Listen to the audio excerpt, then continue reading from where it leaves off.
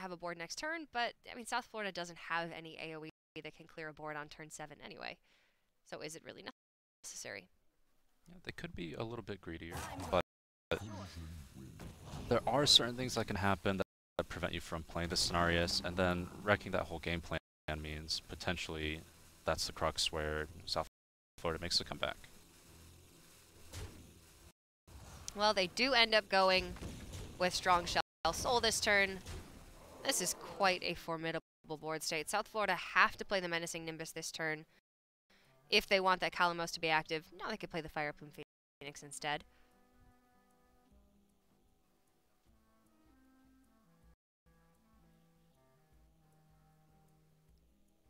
Or is there a world where you just play the Mossy Horror, hope that Wake Forest doesn't have any buffs, and pray that you draw Hagatha the next turn? Because I'm not really seeing much of a way out of this for South Florida otherwise. Yeah, I mean, getting those souls in right before the Kalamos turn is going to be huge for Wake Forest here.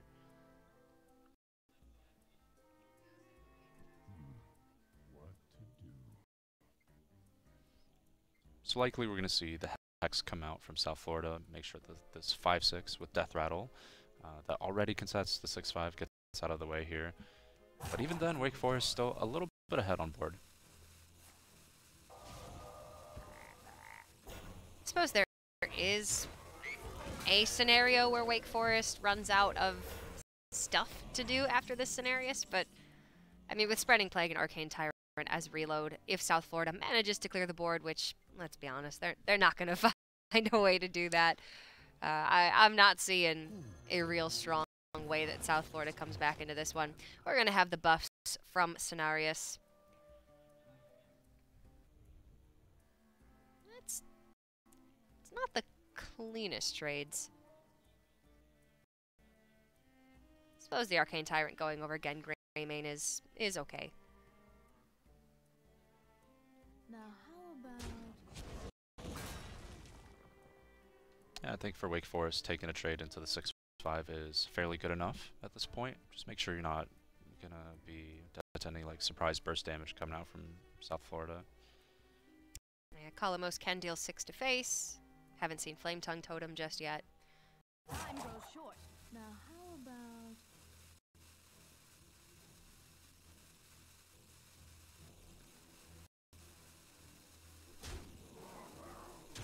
Wow, very aggressive from Wake Forest. They're going in. I mean, this obviously sets up lethal, but the question that Wake Forest wanted to answer that turn was, is there a way that this comes back to bite us and we die?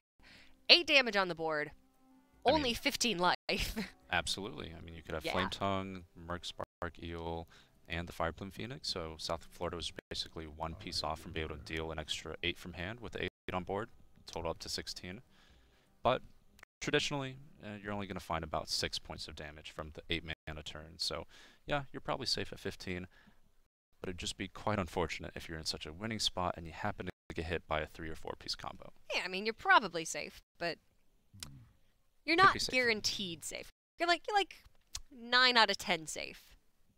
It could have been 10 out of 10 safe. Yeah, and you're not losing too much for it either, right? Even the Cenarius is still on the board, and that's just going to absolutely dominate for the next few turns anyway. It's also still 2 ultimate infestations in the deck for Wake Forest. They've got another swipe. They have 2 charging Druid to the claws. There was a lot of damage they could have found. Yeah, and South Florida now with the counter push, which is definitely very interesting.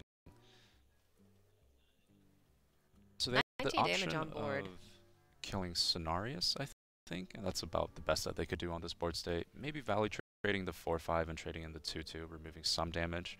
I think at this point they're thinking, we're so far behind on board, we recognize that we need them to have none of those burn damage spells in their hand. Just kind of make sure that this final push gets through. And now Wake Forest is scared. Their board is still stronger than South Florida's board. It's more resilient, but they need to trade here. Let's see. Can't just rely on a Spreading Plague to put up a 1/5 token and hope that that saves them, because there's still Mossy Horror in the deck for South Florida.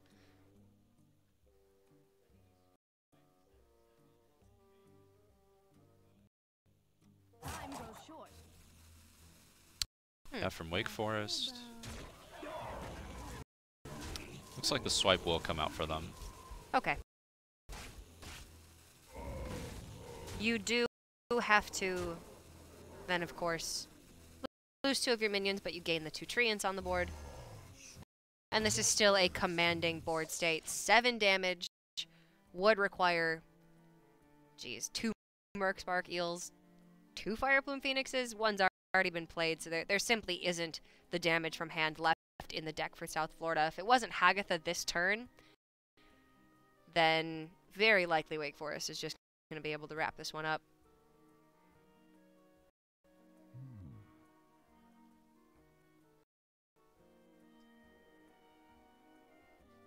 Yeah, and a pretty surprising turn of events. South Florida was not able to utilize that Mossy Horror at all throughout this game. Great job by Wake Forest playing around it. And even then, they're just probably thinking, you know, it is a one-of, but we do have the liberty to be so far ahead we can play around it. Getting a little bit of mana ramp makes it so it's pretty awkward because South Florida even used a coin early on. And it's an inclusion in this deck that has a lot of merit against other decks. Odd Paladin has come back recently. It's quite good in that matchup. But against Druid, you would expect this card to get some value. This game, however, just not finding the right time. And you know what? Kudos to Wake Forest for being able to navigate this matchup and knowing that they have to buff up those Scarabs or risk taking quite a bit of damage.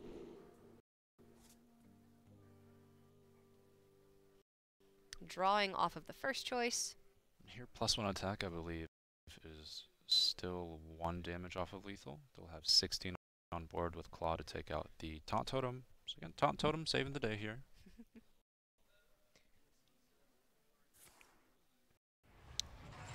Okay, so they're going to play very safe. Even putting up the Taunt in the way of the potential damage from the minions on board.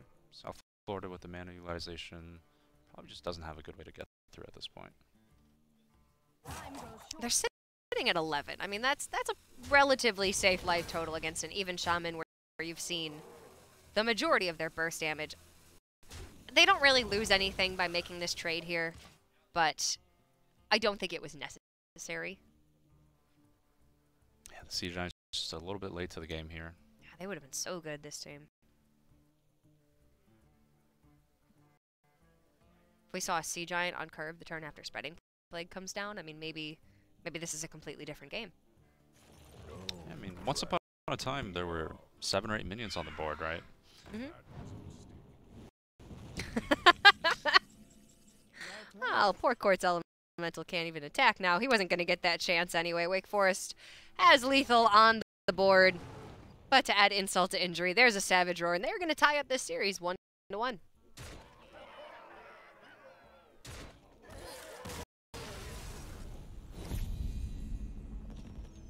Really nice from them navigating this matchup. Making a solid case for themselves. Now we're down to a best of 3. Wake Forest, again, just showing off the power level of Token Druid. It's both a good aggressive deck, and it can even beat a lot of the control decks as well. Just make sure you draw those green cards, and you're always in a good spot. Always just draw the green cards. I mean, there's a reason that there's 4 solid Druid decks in the meta right now. It's because the Druid Shell is so consistently powerful. If you have the ramp and Spreading Plague when you really need it, then there's just about nothing that you can't beat with that. And seeing there, we can see merits to why Token Druid is potentially a choice that you want to make over Malygos Druid right now, even though Malygos Druid has been the, I would say, stronger choice for the last several months. It has a lot of burst potential, certain matchups, it's just going to be so heavily favored. Now, however, Token Druid's starting to come back. I mean, you brought it to WESG this weekend.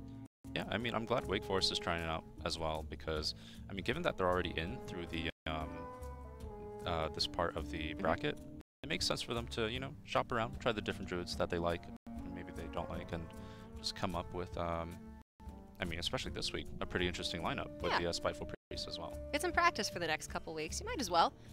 And the deck that I'm really looking forward to still is, of course, that Spiteful Priest from Wake Forest. This is a deck that first arose when, obviously, Spiteful Summoner cost 6 mana, and you could really, really abused that fact.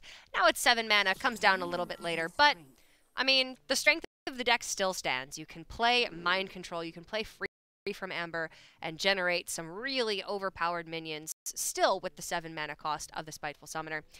And Keleseth in the opening hand, going to be quite nice for Wake Forest here as South Florida queues back up this Even Shaman.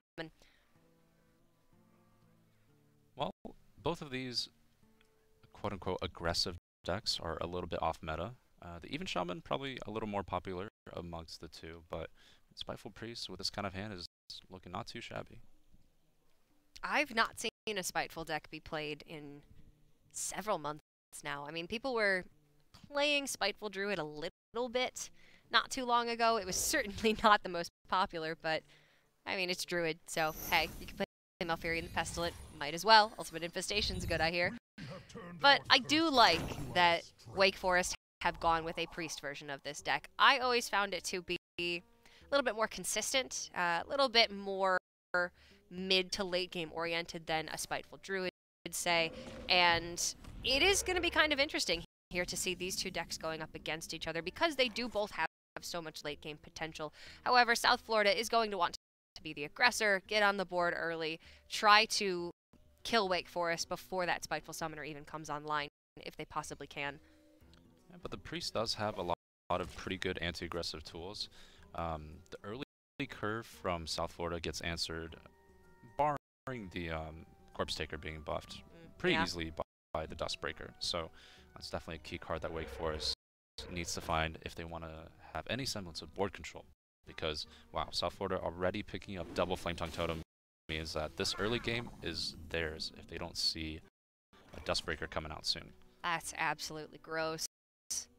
2 Duskbreakers in the deck, of course. Twilight Drake in the hand already, so Duskbreakers have an activator, but now it's a matter of finding them. If Wake Forest does, gonna be really, really looking good for them going into the mid to late game. And if they don't, we may be seeing a very quick game in favor of South Florida. Especially with the Corpse Taker just picked up.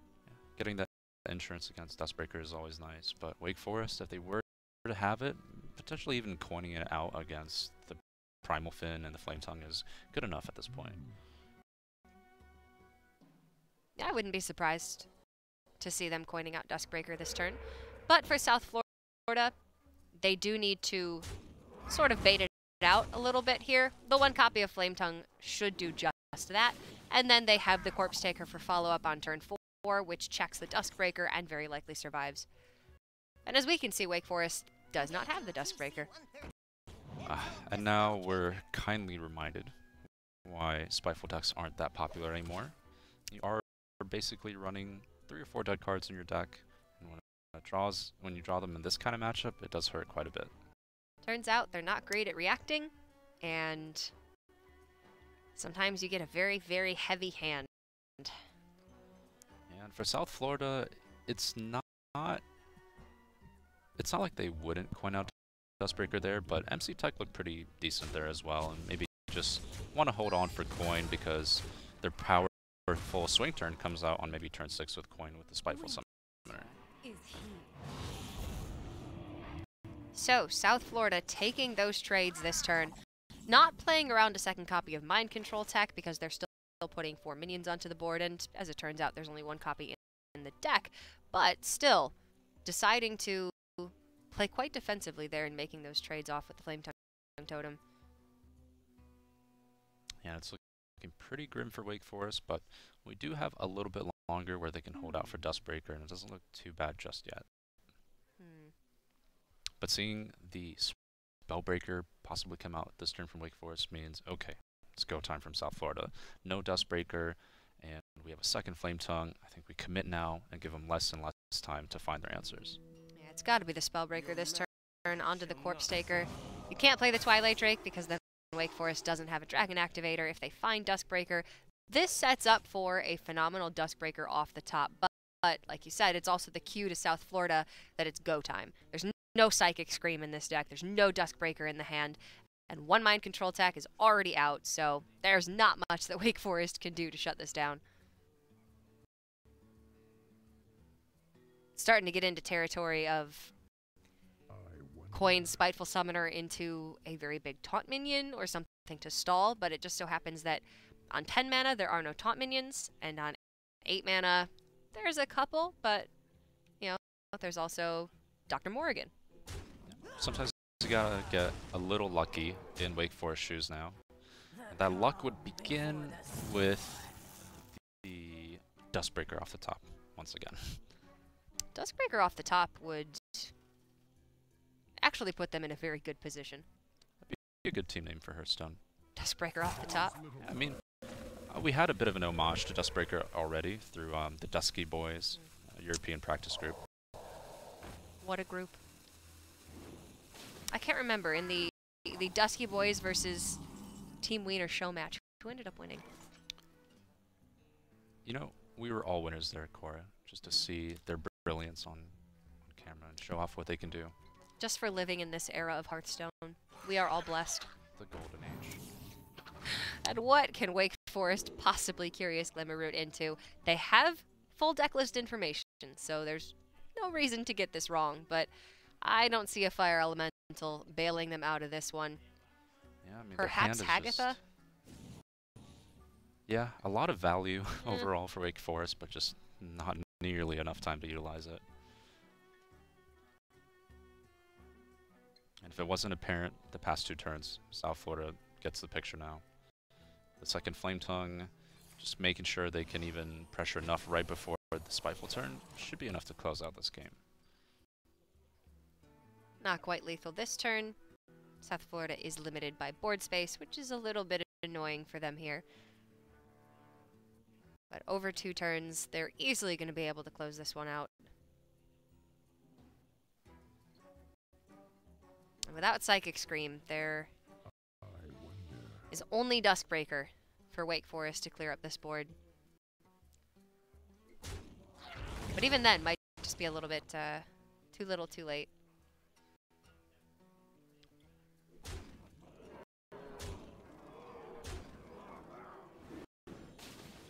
Interesting.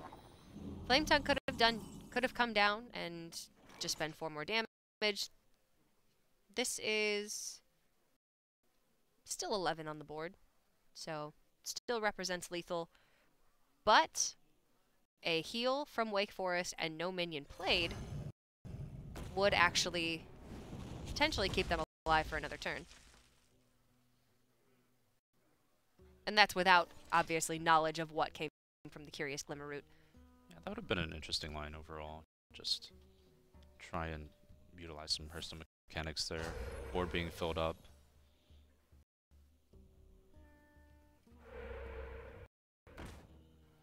Well, we did say this priest deck might struggle a little bit throughout. Struggle being a bit of an understatement in that game. It was completely one-sided.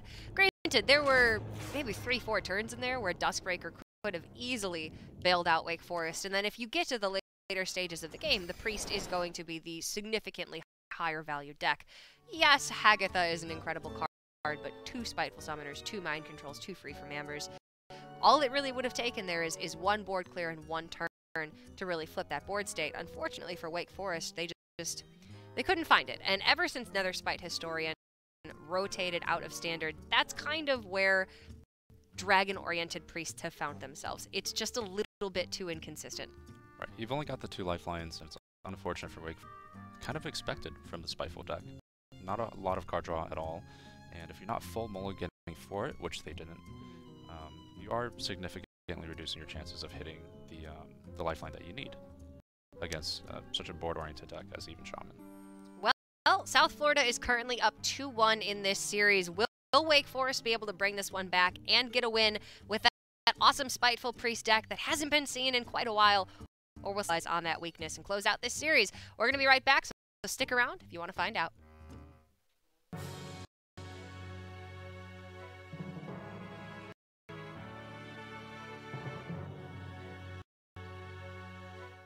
Powered by Intel Core i7 processor.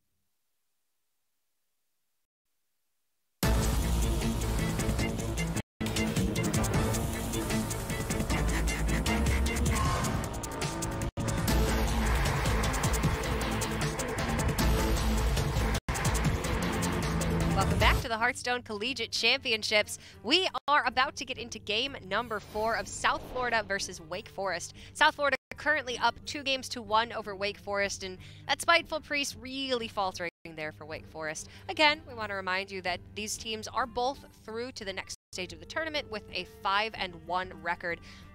So this is maybe just for pride points, for a little bit of practice here. The team that wins will be 6-1 and have that higher seed going into the next stage of the tournaments. Hi, Sayan. How you doing? I'm doing good. I'm glad to see Wake Forest bringing out some unique decks, although they are struggling a little bit with that Priest. The last match will be against South Florida's Token Druid deck, so they've got to get 2 wins against that. And Token Druid's such a strong deck in this meta, might be a little bit tough. But we'll see how Wake Forest tries to pull this one back. This is not going to be easy for Spiteful Priest, that's for sure. As a Priest against a Token Druid, your best tool is going to be Psychic Scream, but you want to get the most value out of Spiteful Summoner in this deck, so only running 2 copies of Mind Control and the 2 copies of Free from Amber, as that 7-mana slot is not great for minion summoning. South Florida, however, should have a relatively straightforward matchup here. Find the ramp, get the... well, force Wake Forest to respond, which they largely can't. Yeah, and South Florida here going with a keep of just the Nourish and the Ultimate Infestation. Pretty greedy overall to not keep something like Whispering Woods, but I think they're just hoping to find an additional piece of ramp and then cast UI as fast as possible.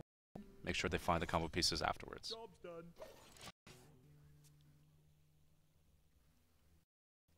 Well, whiffing on that Wild Growth, but the Nourish and Ultimate Infestation will clean out the later curve quite nicely.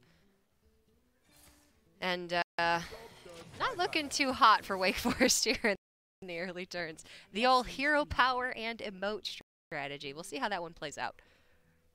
Yeah, for Wake Forest, it does take a little bit for the Priest to start really getting its game plan going, but we do see Spiteful Summoner in the hand, which means once they reach turn 7, maybe that's enough of a swing turn, potentially even finding an 8-drop with taunt, such as Lich King. Yeah, Lich King, Ironbark Protector, Tyrion Forward Ring. There's a lot of really good 8-mana cost minions in the deck. 10 mana is generally going to have a higher stat line, but that's pretty much all they have to offer. Frantis can be good if South Florida isn't far ahead on the board already. For Wake Forest, Dragon a very welcome pickup here for the Twilight Acolyte. There's actually not a lot of just pure minion-based combat interactions from the Token Druid early on, so getting out an early Twilight is definitely nice. Yeah, the only minions that can be played before turn 7 are pretty much the Violet Teachers or something to summon the Violet Teachers like the Oaken Summons. And then of course that Power of the Wild wants to be used as a buff mechanic, try and get for instance, Treants out of range of a Duskbreaker later on. But the 3-2 on board for some pressure early on is worth it. Going to be able to clear up the Twilight Acolyte, a turn that South Florida did not develop anything of their own, and there is a copy of Duskbreaker. The thing that Wake Forest can do to get past a board of, say, Whispering Woods and Soul of the Forest is find both of those Duskbreakers, hold on to them, and play them in the same turn. That's a bit of an ask. It's not super likely that they're able to find that second Duskbreaker before South Florida has those 2 cards. One little piece of counterplay that they have going for them. Yeah, and Wake Forest understanding that they need to get going now. The Spellbreaker, it's not ideal on turn 4, but you slam it down, hopefully get Cobalt, Scalebane behind it, and then you get some real damage chipping in.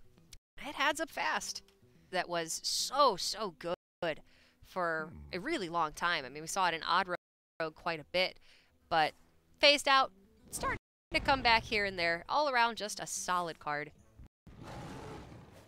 And maybe exactly what Wake Forest needs here. They need mid-range stuff that builds a big board. They don't really want to put a bunch of small stuff in play, and you know, they need to go tall. Yeah, I kind of like the way that Wake Forest at least designed their Spiteful Priest deck. Just having some extra Nightmare Amalgams in there, making sure they're not too low on the Dragon count here. You still think you just put the Scalebane out this turn. The Panther is going to trade into the Spellbreaker, but that means the Scalebane has a nice chance of surviving. No Naturalize in the deck for South Florida, of course. So the only simple clear for this Scalebane would be a fully upgraded Jasper Spellstone, which they simply wouldn't have right now. Cora, the Savage Roar looks okay as well. I mean, you can afford to use one here to do the full clear, make sure that the Scalebane and the 7/3 are gone. Alternatively, it's nice to go Nourish Spellstone, clear off the Scalebane, but then how long are you going to get hit by the 7/3 for, right? Could potentially be too later. Can be played now only one turn away. Ah, and actually they had hero powered enough to use the Jasper Spellstone, so this is a good line from South Florida as well. I wasn't quite sure where the Spellstone was at, but a nice full clear while managed to ramp. Yeah, kind of the happy ending there when they were forced to hero power on the previous turn. Now they're able to capitalize on that by getting a full clear here and being able to hold on to the Savage Roar. If that Spellstone weren't able to be upgraded right away, I absolutely agree the Savage Roar was the play that turn. Small stuff this turn, but that Spiteful Summoner is primed and ready to come down on turn 7, and that could be the big swing that Wake Forest needs. Like you were saying, if they are even or even ahead on the board by some chance at this stage of the game, then hitting a very big minion like Deathwing or Tyrantus could just be potentially game-winning. Yeah, and South Florida using the coin there means that the UI won't be able to come out for at least another 2 turns. That could really delay South Florida's plan because at this point, not a whole lot of resources for them.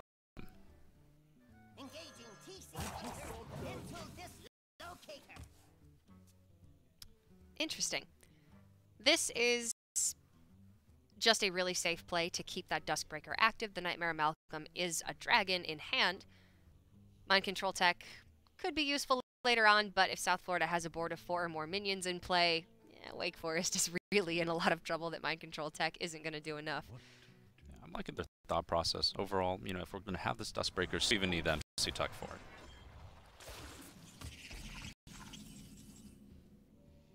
Poisonous Spiders. Definitely the right call here from South Florida. Yeah, you could just tell these guys are spider gamers. It doesn't quite impede the Spiteful Summoner coming down. Just got to make sure you trade off the 3/3s, and we'll see what kind of 8-drop Wake Forest pulls here. Okay. Protector. Taking a page out of the Druid book themselves, but hey, that's just an 8/8 on the board. It's the best stat line you're going to get for 8 mana. You know, it's not giving them those sweet, sweet Lich King cards, but it does happen to have the taunt text, and that really is a lot in this matchup. Budget Lich King is, you know what? He's trying really hard. Yeah, Ironbark protecting 1 for the team. South Florida, that Wild Growth coming a little bit late here. Would have been really nice to bridge the gap into that Ultimate Infestation turn, but unfortunately, it's looking like they're going to be taking a good chunk of damage from Wake Forest. I wonder if you just give up this Violet Teacher that comes out of the Oaken Summons, because at least on board, Wake Forest is going to have to trade the 8/8 into it, and that'll really help you set up UI potentially. I mean, you could play it and even hit into the 8/8. Just try and get that thing off the board as soon as possible, right? With an Ultimate Infestation for next turn, along with 2 branching pads in the deck, South Florida can afford. Do they have the forethought to do that, though? I mean, this is This does scary. feel very strange, right? But they've got to try something in terms of getting this 8/8 off the board. Using the Wild Growth for just a single 1/1 on the board here. Had they held on to it, they would have gotten excess mana and been able to draw an additional card, but they're going to be drawing 5 cards next turn anyway. Maybe a 1/1's just better. And I do like overall the way South Florida is trading. They understand total to work with so far. Just trying to get this 8/8 off the board is the huge priority, and they're doing everything they can to put at least some damage onto it. I do wonder how much more Wake Forest thinks they need here. Do you like, I mean, especially after seeing the aggressive attack into the Ironbark Protector, taking the time to heal with the Northshire Cleric, maybe drawing some cards over the next couple turns? I'm kind of liking getting Soul of the Forest down as well, like Northshire into the Glimmerroot Soul of the Forest, and you just value trade a 5-bark, has 2 health, and if the UI is going to kill it anyway, then we might as well make it an awkward UI for them. I like that. Straightforward, but it's the most disruptive, I think. And it just builds up a proactively very large board. Now that Wake Forest has double Duskbreaker, if they have... Oh. Whiffing on the Curious Glimmerroot when they know there's branching paths in the deck for South Florida, that could actually really come back to bite them. 12 armor in this matchup, or even some plus attack on a strong board of Wake Forest's own to close out the game could have been really nice. Seems like they just kind of really ran out of time there, which is unfortunate. Clicked a random one, and unfortunately it one that it's actually in South Florida's deck. For Wake Forest here, still a decent Soul of the Forest board. Just trying to get some board state from South Florida coming out. You gotta expect Wisps, Souls potentially. Yeah. But what I was saying is, if they've got their own strong board, then they can make some trades and maybe only have to use a single Duskbreaker to clear up a Soul of the Forest set of treants. I mean, the Druid has 4 or 5 waves of really sticky token-based minions. And you've got about 2 Duskbreakers to deal with all of that. So we're on a bit of a budget here from Wake Forest. Odds don't look great. Looks like Wake Forest is considering maybe a trade over the Arcane Tyrant and a trade over the Ghoul, then a Duskbreaker this turn. Doesn't seem like Soul of the Forest is on their radar just yet. We gotta be playing that, right? I don't know, facing down 9 and not having anything to do about it is scary. They could have cleared up the Tyrant, but it still leaves the Ghoul on the board. I think the Ghoul is a little spooky, but not that scary. I mean, Spiteful Summoner can definitely come down and contest that pretty easily. Mind Control Tech and Free from Amber have not been drawn yet for Wake Forest, so it was still a 50-50 whether it would be an 8 mana or 10 mana. Either way, they're very happy to have drawn that. The hand from Wake Forest is just... Pay attention, class. It's got a lot of utility, it doesn't have a lot of raw power, and they really need some raw power right now. Yeah, and for South Florida here, a lot of the optimal plays, if they had a good hand, something like Wisp Souls would just kind of ignore the board state, because you know the one you're developing is so much better. So Wake Forest has got to be happy not seeing another 8-drop coming down here.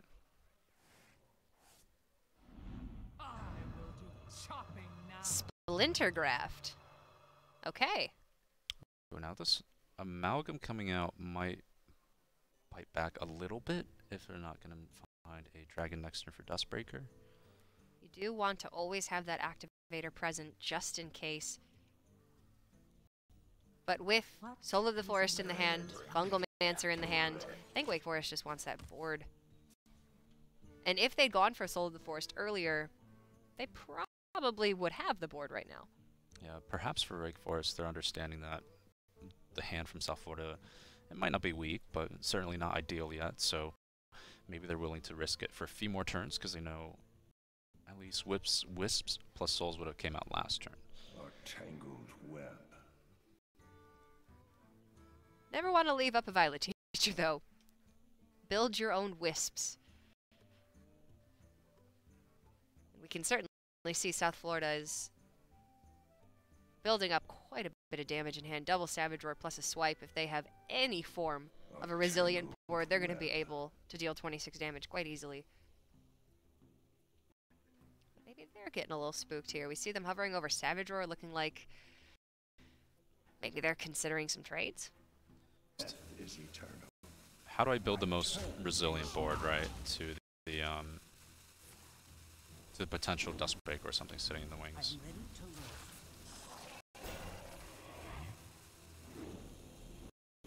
There is a copy of Mossy Horror in the deck for Wake Forest. This is kind of the trouble that Wake Forest got themselves into last turn by Playing that Nightmare Amalgam, they don't have a dragon available for Duskbreaker. Cabal Shadow Priest looking quite sweet onto that Scarab, though. Yeah, I mean, that 1/5 coming down, and you just buff another pair of souls onto that as well. It seems like Yeah. Wake Forest has managed to really take a pretty dominant control of this board state. Let me change your mind. That is until South Florida gets to play their second copy of UI the following turn. Then we might see a bit of a different story. At that point, they are going to find the rest of the resources in the deck that they want. Gotta send this 8 to face. Wake Forest used both of their Spiteful Summoners, so their big board building minions are gone already. Gotta leverage this one. Yeah, and for Wake Forest, just Spiteful Priest doing what it does best, set an 8/8 to the face. Actually, I'm quite surprised because I feel like South Florida, after the UI, Your tangled had a bountiful amount of resources, but somehow they've still managed to come out a little bit behind on this board state. Yeah. I don't know that there was anything substantial that they could have done different that would have given them a commanding lead here. They'd manipulated the Violet Teacher a little bit differently with the Soul.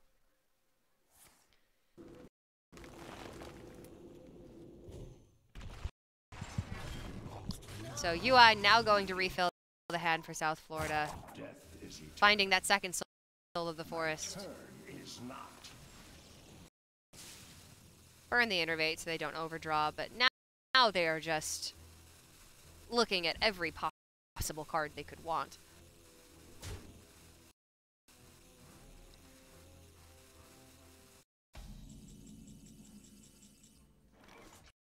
Grand Archivist. Now we do have, I believe, the 2 mind controls left in the deck. Almost every spell, huh, Lem? They've not drawn any of them yet. I mean, better to get it down now than later on, right? So, yeah, Archivist seems like quite a heads up play from them. It's a hard minion to clear, and Wake Forest wants this Archivist to activate 4 times right now. Oh, absolutely. They want this on the board every single. Fungalmancer's great as well. Twilight Acolyte would be able to take the Ghoul attack, but nothing is better than just spending the mana now to get the Archivist on the board. And who knows what could happen. Maybe you steal the Ghoul. Maybe you Tyrantus on the board. I like an extra 12/12 here. Never mind, that's actually not possible. I'm still thinking Spiteful Summoner.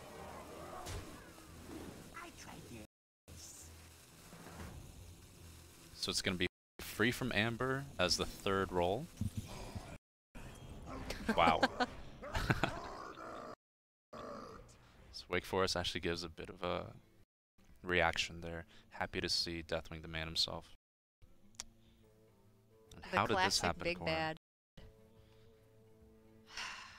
And this wasn't even really the result of the Soul of the Forest, although it's making this board that South Florida has very little single target removal. They didn't have the board in place to be able to counter that second Spiteful Summoner from Wake Forest. That's what's been able to leverage them this board state.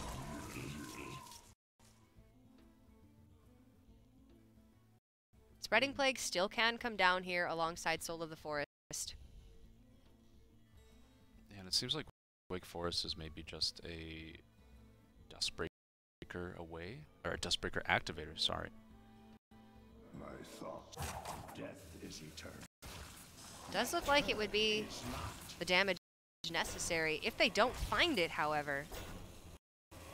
South Florida just needs to stick a couple of these minions, and they've got Branching Paths, double Savage Roar in hand. Do kind of see the bane of not trading out those 1/1s the previous turn. If they had maybe just traded off the 1/1s into the 1/5 from Wake Forest, then they would have been able to trade off these 2/2s and get a few more 1/5 Scarabs on the board, and that could have maybe allowed them a little more time. At this point, though, I think they're still alive. Unity. Precision. So, Ziliax and...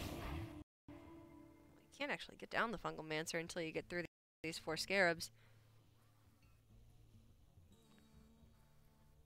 actually does South Florida, even or doesn't happen to have They have quite enough damage. They've got 12. What is Elun's will? They're just not able to kill off any of their own board at this point. So close here. They can send the two Treants, the Nightmare Amalgam, and the Ziliax through the taunts. Deathwing can connect to face, but it's 2 damage shy.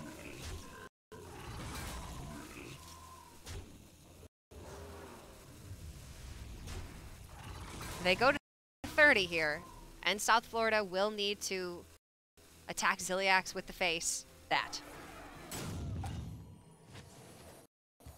In theory. Well, we get nothing. The board state is full. Nothing to mind control. You know, with all, I believe, 3 spells left in the deck, you know, Archivist not getting the work in there, and wow, This South is Florida just with all 3 buffs. 100 million damage, approximately. Wake Forest was so close here. It looked like South Florida was all but out of this one. But this is all it takes. 1 single board after double ultimate infestation. They had 16, 20. South Florida is going to take that series 3-1. Wake Forest have already qualified for the next stage of the tournament, so they're not going to be too down and out after that one. But still, you bring the Spiteful Priest. You're so close to being able to get a win against a Token Druid, which is not an awesome matchup for you. Has a little bit of a rough one there at the end. Yeah, it's the story of Dustbreaker, I guess, for that team. Just a little bit, you live by it and you die by it in that moment there. Would have benefited them a lot more in the previous game against the Shaman. In this one, you know, did they have to play the Nightmare Amalgam? I don't know. It got them some decent trades in there. They were able to heal it up, utilize it as a body on the board, but the active Dustbreaker potentially could have changed things. So Wake Forest there might be looking back on a couple of those turns. It's tough to call. But now we have South Florida with us. Yes, we will very shortly be able to get an interview with South Florida. Interesting to, at this point, always get to talk to these teams and get their thoughts on the season as a whole. Obviously, this season for the Hearthstone Collegiate Championships, we've only broadcasted the back 3 weeks, so weeks 5, 6, and 7.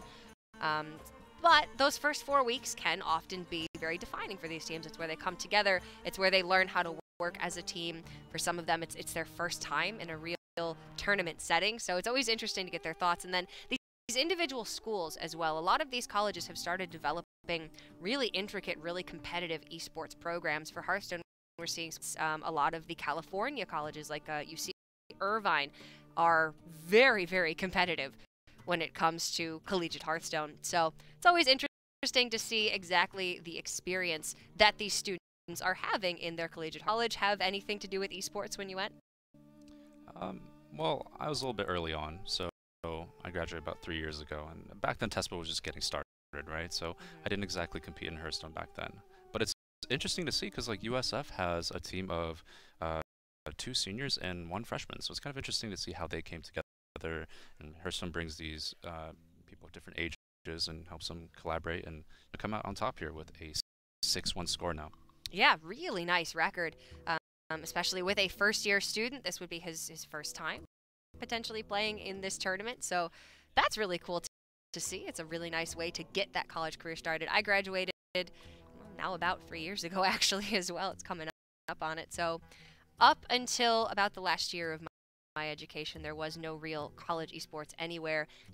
Now my school does have an esports club. They don't have Hearthstone, so I don't know how to feel about that. I've almost tweeted at them like 2 or 3 times, being like, you know, what's the deal? But I don't know. I don't know if I want to go there to coach. That would be fun. We do have now our interview ready with University of South Florida. They have won this final match of theirs 3-1 over Wake Forest. Congratulations, guys. A 6-1 record here in this tournament. That's absolutely amazing. How are you feeling right now? Pretty good. Yeah. We're Well, okay. That's a great next point. How are you feeling going into this week of play? Had you done some research on these guys and thought they might bring something different? Were you surprised by that Spiteful Priest at all? We had like done research into them, and the Spiteful Priest wasn't something we were really expecting. But fortunately, we brought a lineup that seemed to be really good against the Spiteful Priest. So we were in a position next. We were probably going to take it down. Yeah. Yeah, I mean, the last couple turns in that final game were a little bit sketchy for y'all until you were able to finally stick that last board, and I know that had to be just experience in this tournament so far. Obviously, this is the last week of the Swiss. Has it been a good experience for you guys working together as a team? Yeah, it's been fun. I've done this before. Nick has done it before. This is Ricky's first time. So we're glad to have him on the team. Yeah, it's been fun. How'd you guys come together and form your team then? If Ricky, I know it says you're a first-year student. Yeah. When I was in summer orientation, I joined like the school Discord group, and I saw there was a Hearthstone section, and I played Hearthstone for a while. I used to do cash. I saw that Samir was looking for a teammate, and I just messaged him. I was like, hey, I've hit Legend a couple of times before. I played Cash Cup, so if he was interested, and it just kind of worked out. Awesome. Well, final question. Tell me about the esports community at USF. I know that a lot of schools are really starting to develop very competitive esports teams. Do you have anything like that at USF, or are things still, you know, kind of quiet? Kind of non-existent, I'd Yeah, say.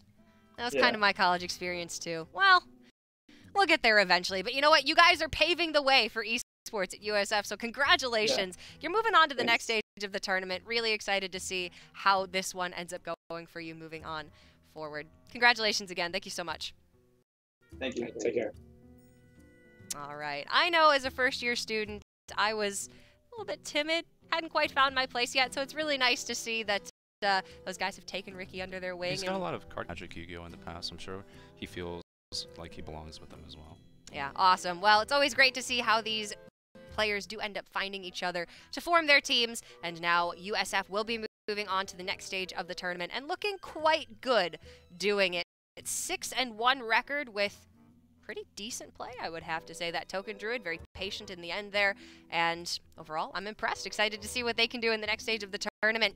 Of course, we want to know who you at home are rooting for. Did you like what you saw there from South Florida, or were you rooting for Wake Forest? Go on Facebook /Team Tespa, on Twitter @Team Tespa. Make sure you get your questions in before the end of the day, because we will be picking one question to feature on the stream and to give that question asker the $1 on Flame card back. Coming up next, we have our second match of the day. It is going to be CMC taking on Utah. These two teams are undefeated, so we are going to have a perfect 7-0 record team by the end of that series. Stick around, more of the Hearthstone Collegiate Championships coming up.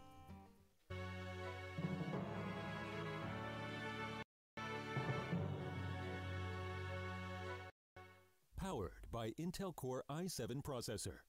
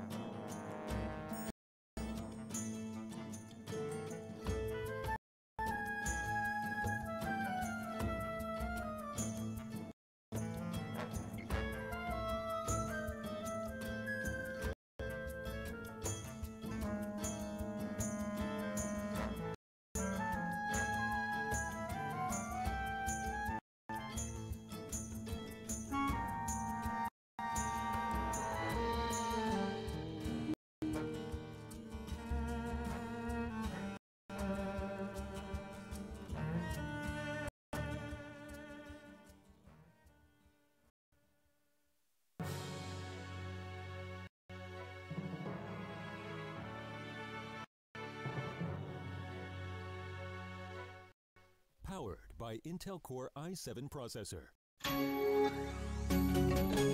Welcome back to the Hearthstone Collegiate Championships. Match number 1 is in the books, and we are about ready. My name is Cora Georgiou, and he's done a lot of stuff, but before this, he has not been at this desk. So now you can cross that off your bucket list, Sayan. Yeah, I'm super excited to be casting, especially this next match, because I think this next match will be just... I'm going to be a little more critical on University of Utah, because both of these teams, they have a 6-0 record, but Utah, I think, has quite an all-star roster with like Ryder and Chicasso, just players that I've seen come out to tour stops and do pretty well throughout those as well. So, ready for some more serious analysis, I guess. Yeah, I would have to say that, you know, prior to this year, we'd seen players like, for example, Noblord playing for Team Rutgers, who was sort of the standard that we held HCT competitors to in the collegiate Hearthstone world. But Noblord has since graduated, so now, you know, is maybe a good new standard to hold these players to. But before we get into that, we do have a new segment as I'm frantically pulling up the list of cards from Rosticon's Rumble, because it's time for Food for Thought, sponsored by Grubhub. And today's Food for Thought, we have 2 new cards that have recently been released that are part of the set for Rosticon's Rumble. And these 2 cards are Heavy Metal and Ticket Scalper. Heavy Metal, 6 mana. Summon a random minion with cost equal to your armor, and that's a warrior card. So essentially the Geosculptor Yip ability valued at 6 mana. And then for 4 mana, we have Ticket Scalper. It's a 5/3 pirate, overkill, draw 2 cards. What do you think about these here, Sayan? I think the Ticket Scalper is kind of interesting. One thing to note is that this overkill effect, it is a 4 mana 5/3, so very aggressive stat line, but unfortunately, overkill only works on your turn, so it has to be Ticket Scalper making the attack and killing off a minion that has, you know, 4 or less health, right, for it to draw 2 from the deck. So while it is a lot of, it is a pretty big threat, 5/3 is so aggressively statted, I want to go face with that minion every time I see it, Yeah. but to get that overkill effect, you're going to have to actually trade with that 5/3, so, you know, that's not going to feel too great, but it's an interesting first iteration. I like where overkill is kind of going, because it feels like, you know, 4 mana 5/3, you're not giving too much up to get that extra overkill effect, so maybe we actually get some pretty well statted minions with the new flavor text on them. Yeah, I think that's going to be a really interesting mechanic in the game. We haven't seen many overkill minions just yet, but it does seem like in general these can be pretty powerful cards. So Ticket Scalper, just another example of that overkill mechanic in Rosticon's Rumble. Make sure you go to playhearthstone.com for all the information about Rosticon's Rumble. And if you are looking for maybe a little bit of money saved to potentially purchase that pre-purchase bundle for Rosticon's Rumble, go ahead and use the code Hearthstone18 for $15 off your first 2 orders with Grubhub. Pretty good deal there. Who doesn't love saving money? You like money. I like money. Money's great. And Grubhub, that's going to be it for Food for Thought for today. We're going to be bringing you more Food for Thought later on tomorrow, but let's go ahead and talk about our next match of the day. As you were saying, we have players Chicasso and Ryder for Team Utah. And these are 2 players who have much more competitive experience than we are used to seeing with players in the Hearthstone Collegiate Championships. And checking out right there at the top of the list, Utah 6-0 undefeated. Their opponent in this match going to be the only other undefeated team. That's Claremont McKenna College, CMC. Then at 5-1, all of those remaining teams, we'll see them maybe later on. CMC with the Druid, Hunter, Paladin, Priest band away. Utah, the Shaman, Druid, Paladin, and the Warrior band away here. Any thoughts on these lineups, Sayan? You know, it's actually a little interesting that the Warriors band away from Utah, because CMC does have the Even Paladin, which I believe isn't that bad against Warrior. And Hunter, as long as you're running Rexstar, you have some chance against Warrior, right? Oh, yeah. And the Druid actually happens to be a kind of big Druid list, which is where they're running Hadronox as well. But yeah, it overall is still big Druid just with the Risk Cube. So big Druid normally played when you're going a little more anti-aggressive, so not as much reload. So potentially that could be a reason why CMC in the end decided that Warrior was going to be their choice of band. So CMC has taken arguably my favorite strategy for this week of play, and that is the half meme strategy, I would call it. They've got quality classes, and they've kind of put a little bit of a spin on them. We've got Mechathune Priest here, for instance, instead of a Control Priest. We have a Big Druid instead of maybe a Taunt Druid would be its closest competitive equivalent. Spell Hunter instead of Death Rattle Hunter, and then even Paladin is actually just a meta deck now, but Odd Paladin could be arguably more competitive. Let's go ahead and take a look at these rosters and find out these decks for CMC. It is Striker J, Typhoon, and the best one with International Relations, Psychology, and Math and Economics for these players. We can see them getting ready here for this match. I believe we did have CMC on stream last week. 6-0 record. That means if they do win this match, they will have been undefeated throughout the course of this experience with Swiss. That's tough saying. Yeah, absolutely. A 7-0 record is absolutely insane. And to me, I haven't seen too much of CMC. Did you get any good first impressions from their first on-screen appearance? Well, they did win last week, so I do remember vaguely good things. Nothing crazy that stuck out for me, but you know what? We're going to get another chance to see them going up against Utah. Zhu, Jacasa27, and Ryder. Economics, quantitative, and Ryder is a very vocal player.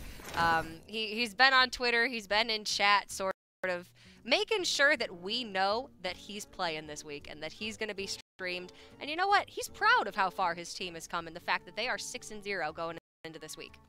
Yeah, I mean, absolutely. I've seen them do very well throughout tour stops. I think both of these players have qualified for prelims as well, so they're no stranger to grinding the ladder, playing out different decks and lineup preparation. So I think it's no surprise that they ended up so far with an 18-5 score. Very impressive from them. Senior in college, and he says he's been competing in collegiate Hearthstone since his freshman year. So when your lesser known player is still that seasoned, it's no wonder that Utah is at 6-0 right now.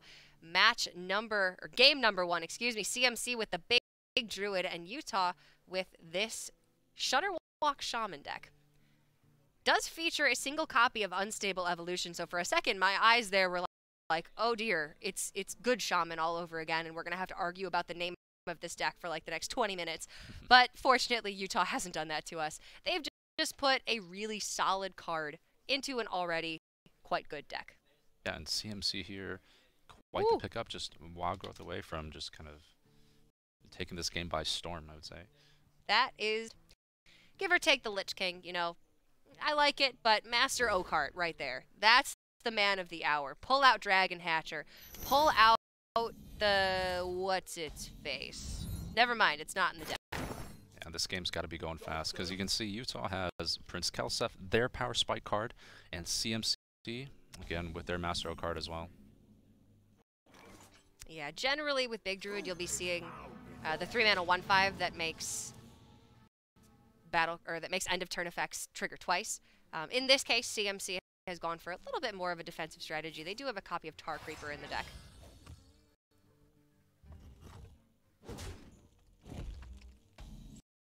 So CMC, a meme-worthy deck, but again, still have to respect a little bit of the aggressive decks that you might see throughout this week.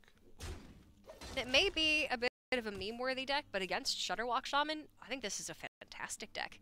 It doesn't rely so heavily on Hadronox like Hadronox Druid does, so it doesn't have the potential for a Hex to completely ruin their game plan, but it's just going to be playing consistently large minions that after you get the 2 Hexes down, Volcano likely isn't going to be good enough to clear a board on its own. Yeah, while the Big Druid doesn't have as much longevity Drakari throughout the game Enchanter. The 3-drop that they're Man, not that was playing really delayed. instead. Yep. It's Tar Creeper for them. Yeah. Well, overall, Finally I think. got it. Well, I'm thinking this game might be over. I thought this game would be over before you remembered, to be honest. Because I don't is blame you Oakheart for coming that. out in like 1 or 2 turns here? I did not think that was coming to me. Utah just thinking about maybe a Tempo Electra Storm Surge here just to put a 4/4 on the board. I think you might want to hold that to be played with a Volcano later on, potentially. But looking like Hagatha is going to be coming down on turn 5. So for what reason would you want to play Sarnite Chain Gang this turn? Better to just hold everything. Yeah, it seems like they're pretty okay with just the Hagatha on 5 game plan and start getting some random spells generated. And wow, CMC actually drawing both draw. What does it pull anymore? Just pulls a Tar Creeper, it looks like, and a Bright-Eyed Scout from the deck. And I think for Utah, there's actually something better than a turn 5 Hagatha, and that would be Zola and an extra Kelseth buff added on this turn. Oh, that's really, really nice. It is potentially a little bit risky to give up your Zola this quickly. Usually you want to utilize it alongside Sarnite Chain Gang or save it to be bounced with a Grumble to have a 0 mana or a 1 mana copy of Zola in your hand for when you play Shudderwalk on turn 9, just in case everything goes wrong. But having all of those buffs in the deck maybe means that you just get to turn 9 and you've already won the game. Yeah, I mean, those are some big minions coming out. She ends up getting some chip damage in on those big 4-attack dragons, and even then softening up the board for potential clears with something like Electra Lightning Storm. So I like to see Utah value this extra Kelseth buff and get it out of the way now. But instead, I think they're going to go with Hagatha. So they're taking this Magi. Hagatha is the best value generator in the deck, but if their game plan is to still win through the Shudderwalk combo, now things could get a little bit difficult. Maybe their hand is too full at some point to go for Shudderwalk, or to go for a really high value Grumble. This is definitely a big nod that Utah's already expecting this game to go pretty long, and maybe we don't need to win the potential just clears adding up, because CMC doesn't have those extra cubes and extra Hadronox procs. So when the threats run out, the well does dry up pretty fast. And you can see here, the Master Oakheart would be strictly worse than just playing a Dragon Hatcher this turn. And it does pull a Ysera, however, the Dream card does not get added to the hand because Ysera is pulled at the end of the turn. Hex going to be played here for Utah. And the Stormbringer found very early on. But on average, it's not very good. Yeah, but Druid does have a pretty hard time dealing with these big minions with only 2 naturalizes and even a more cost-heavy swipe here. So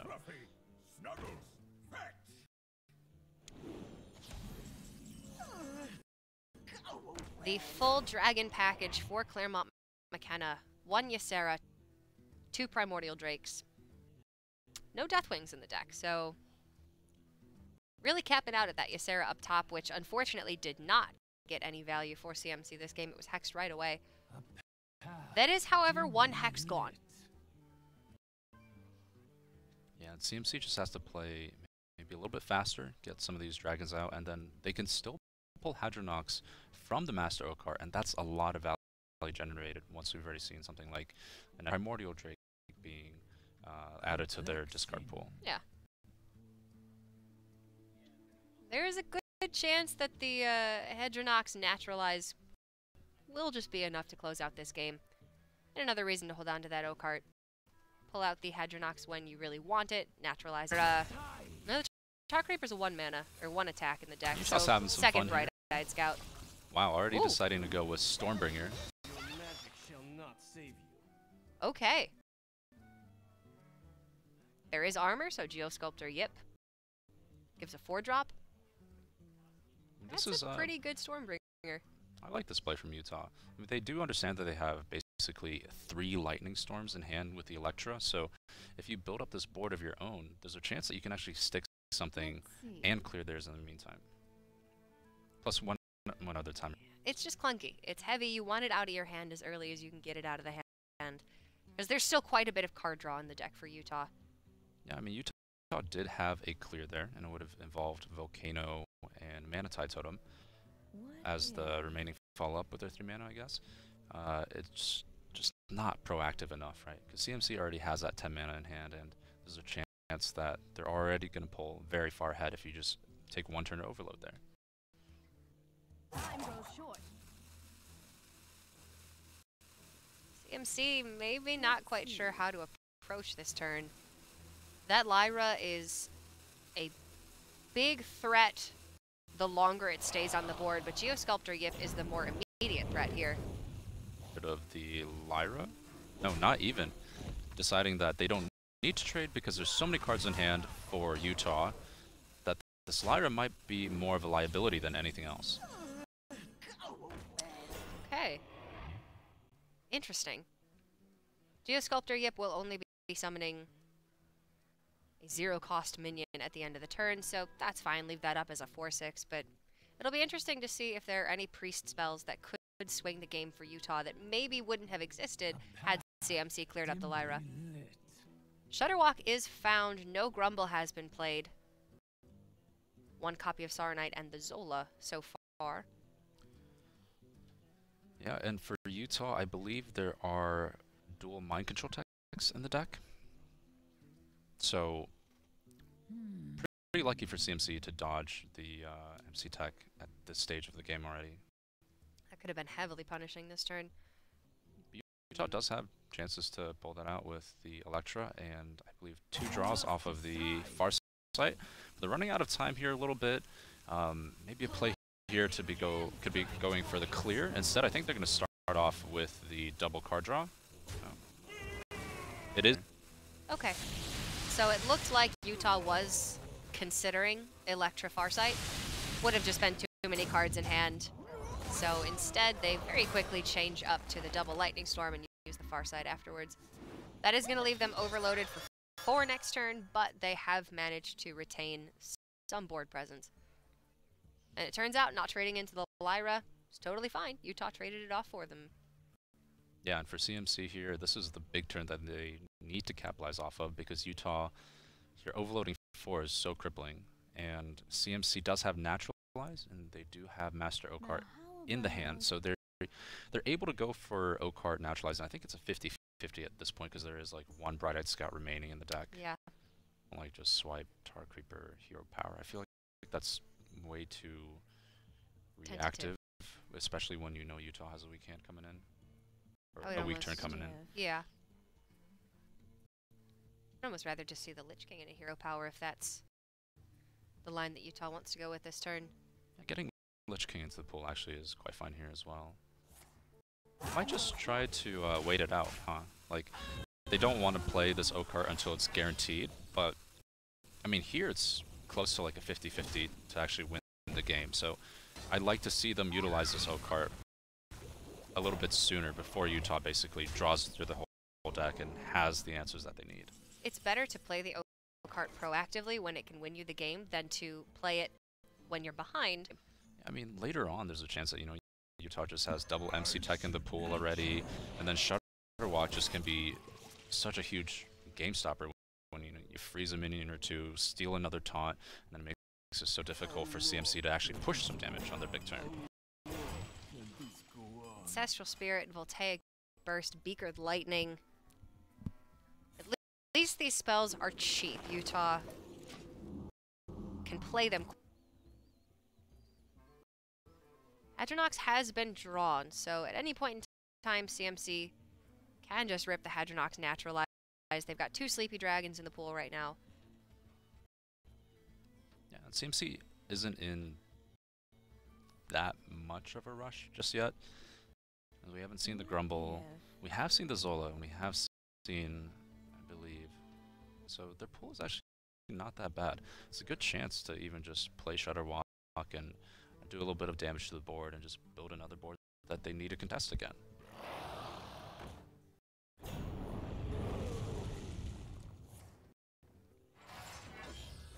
Playing the Drake to start clearing up the board a little bit more. I feel like maybe CMC is almost doing Utah a bit of a favor here by clearing the board. Lich King could come down, and we've seen there's no mind control tech. There's been 1 Hexblade already, so there's very likely not a second one. By clearing the board, CMC is allowing you to start getting closer to that Shudderwalk, to maybe even just play the Shudderwalk this turn with the chance that it duplicates itself and Zola activates. Yeah, no, Utah has a lot of time on their hands. They really want to be digging for mind control tech, because the one out CMC really has at this point is Hadronox and Naturalize, and just stealing a big taunt away from them, especially when you see the first Naturalize come out on Hadronox, means it's very unlikely likely that they have a good way to clear through that the following turn. And Utah even has something like Glacial Shard to stop even more damage in the following turns.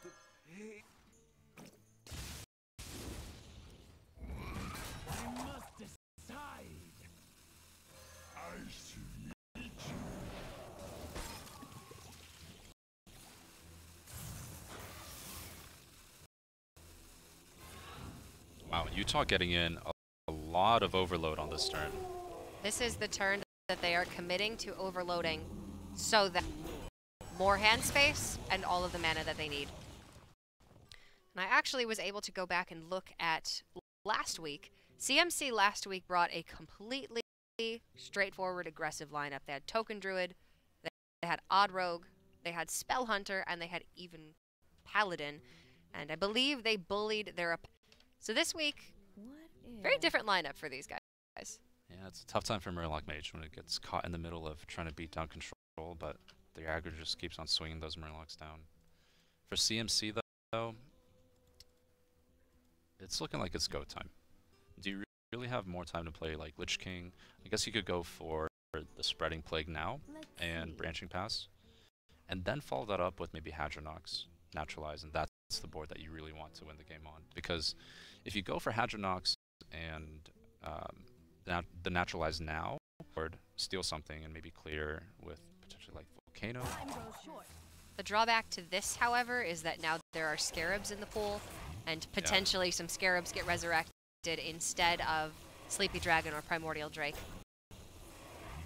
They do weaken the pool by quite a bit, but at the same time, if they don't do this play now, what time are they going to have to do it later? This is the turn where Utah will have the least ability to react because they've overloaded for 5 mana last turn. You can see they're playing Hemet Jungle Hunter. Fantastic in the mirror, fantastic against other control decks. Just get to that combo as fast as possible.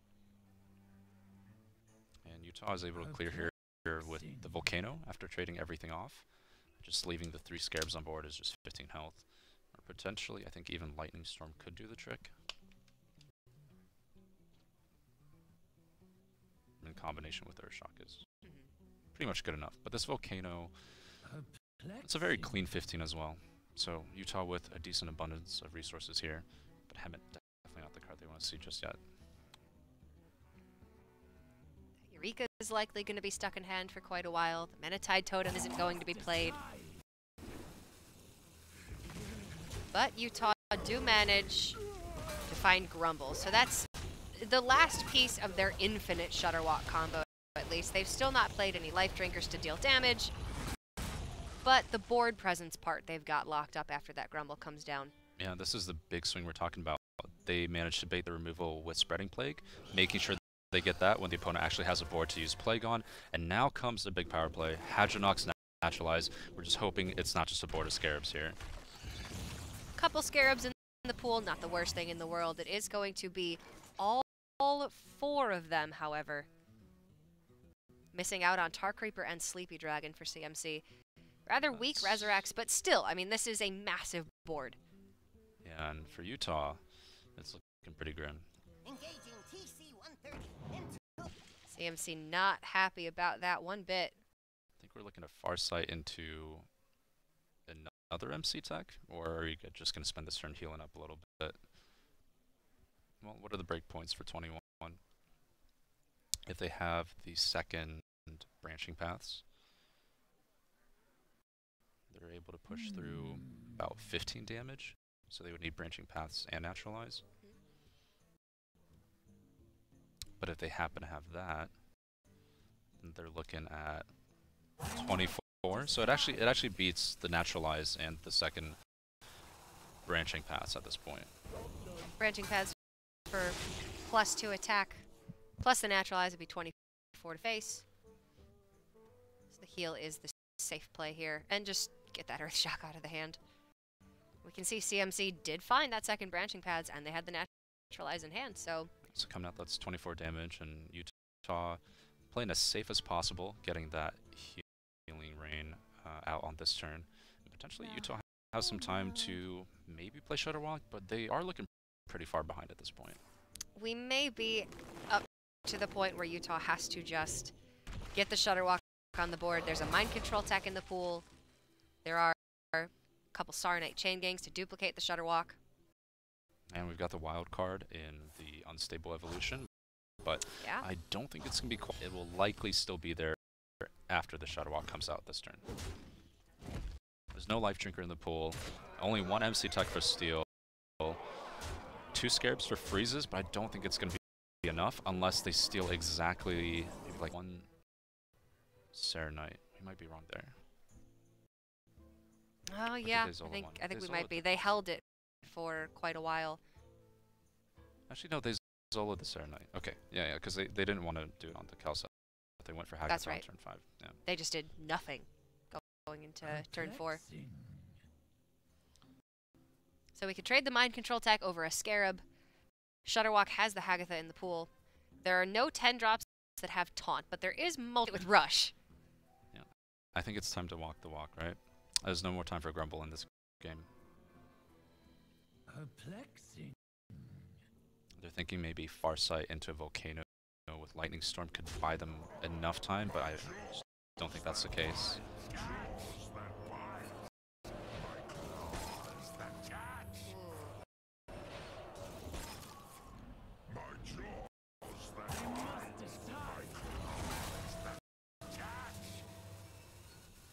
So they are dead on board.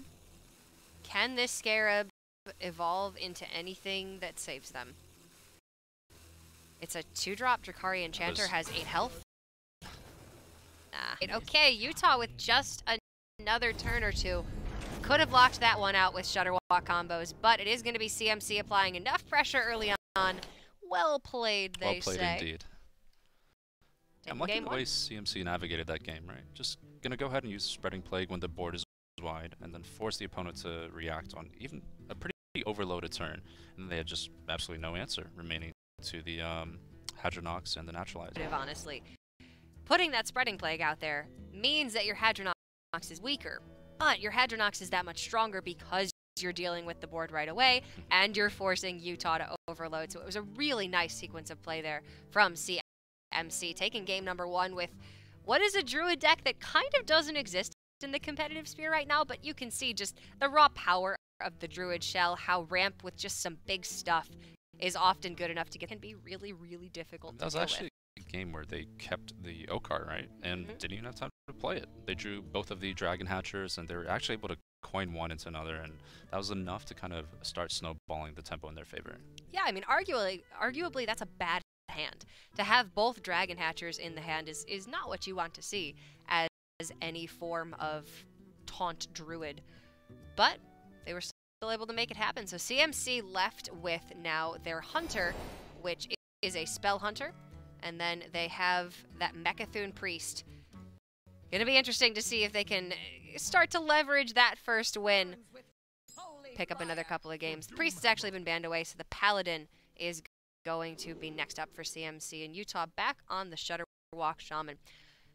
So, what the Paladin lacks in consistent board presence, you know, say this was an odd Paladin, could be kind of difficult for the Shutterwalk. They make up for in a lot of burst damage potential. Corpse Taker on curve into a Blessing of Kings with no Hex or Freeze as a response potentially could be game. Yeah, and for Utah, because they're running the Unstable Evolution, they've actually cut 1 copy of Earthshock from their deck. So it actually becomes a lot harder for them to deal with these buffed minions. Their only real answers being the double Hex and the 1 of Earthshock. Do you know who's usually favored in this matchup? How does it look on paper? I definitely think I like the Shutterwalk Shaman a little bit more, just because you have the Ooze, you have Hex to deal with some of these. We're not seeing a lot of silence, but Shutterwalk has, I would say, a plentiful amount.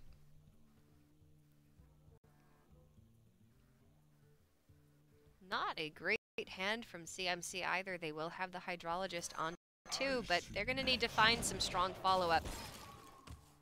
Very non-existent card draw, actually, for the Even Paladin. They don't run Loot Hoarder anymore. And, of course, Call to Arms was nerfed to 5 mana quite a while ago. So what you see is what you get with this deck. Yeah, and CMC denying the value trade of the Glacial Shard into Hydrologist on curve, and they're thinking, why not just Hero Power this turn? We still have 1 drop off the Hero Power next turn anyway. Making good use of that upgraded Hero Power. And Utah have a really nice hand of their own, actually. You can get the Manatide Totem out this turn and start churning out value. And part of the flexibility of the Even Paladin is that it's able to run cards like Equality and Consecrate. So if they manage to fall behind, back ahead. Not very relevant against Shudderwock Shaman. Shudderwock doesn't really care too much about its board, just reaching further and further into its combo. And here we already see that kind of game plan emphasized in Utah, coining out the Manatide Totem. Just dig for card draw and make sure that they have all the right resources when it comes to dealing with the Even Paladin's buffed minions. You have all the reactive potential in the world, but you do need the right card at the right time. Shudderwock excels at drawing into those cards, however. I really like the Glacial Shard trade into the Recruit there. Utah is not going to win this game by going face. They're not playing a mid-range Shaman deck, although occasionally Shudderwock can get the job done that way. But they do want to protect this Manatide Totem. That is priority here. Getting a pretty weak secret pull from the Hydrologist. You're looking for redemption in this matchup, and potentially even hidden Wisdom is okay. Noble Sack is probably the best option there, but you know the Shudderwock Shaman isn't attacking anytime soon with the likes of a 0/3 totem. What to do? And the nice thing about something like Farsight in this matchup is you just get to pay the mana cost forward and hopefully have something to play alongside an AoE going into the following turns. So I'd like to see Utah go ahead and utilize at least one of those. They did give some consideration to the Lightning Storm this turn to really protect that Manatide Totem. True Silver or Consecration could have cleared the Manatide Totem anyway, and they value that Lightning Storm a little bit more highly. CMC going to spread out the stats here. Yes, Corpse Taker could have come down, but Blessing of Kings is 4 additional damage immediately. Yeah, that's a lot of pressure coming in already from CMC.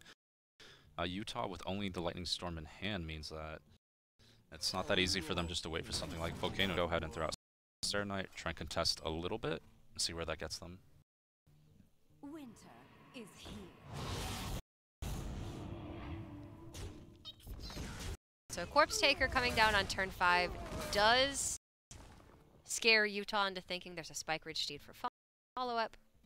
To decide which of these minions is the bigger threat. It is always the Corpse Taker.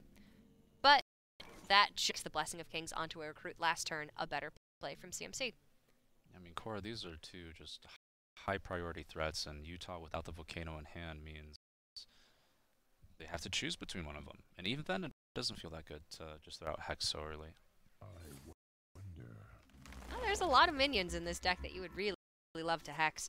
There's a Lich King, there's a Tyrian Ford Ring in this build, actually. Not always a Tyrian Ford Ring in Even Paladin. And then basically anything that has a Spike Ridge Steed on it. There is the one Earth Shock from Utah, so a little bit of wiggle room there. And like I said, they are going to be forced damage if there's a second Blessing of Kings. Yeah, and I do like Utah understanding that they do need to Hex a little preemptively there. Spike Ridge Steed coming out means that you're not quite dead, but there is a lot of great burst damage from CMC, and they're able to kind of out-tempo you as you go into further and further, like, overload turns. Love the face hit from the True Silver. Gluttonous Ooze. You gotta take the damage while you can as the Even Paladin. Especially since this version of the deck is only running a single copy of Avenging Wrath, they've opted for the Tyrian in that second spot. Okay, Zola onto the Gluttonous Ooze. What do you think about that? Well, you did just mention that there is an additional Tyrian in the deck, so potentially this Glut Ooze could play a big role in buying Utah a little more time. So far, Utah hasn't really found a lot of the combo pieces they need with Shudderwock yet. Options. Another minion that would be very high priority Hex target is whatever that Valinir will Death Rattle onto. Gluttonous Ooze can hit the Valinir, but then you need to deal with the minion that is buffed, otherwise Valinir is going to come right back. Yeah, now CMC in kind of an awkward spot. They don't want to play too heavily into MC Tech. But at the same time, they're on a good pressure train here at this point, right? Utah's been with the second Blessing Kings. Maybe you don't even need to make an extra dude. You do end up wasting a couple mana this turn, but get to keep that pressure up.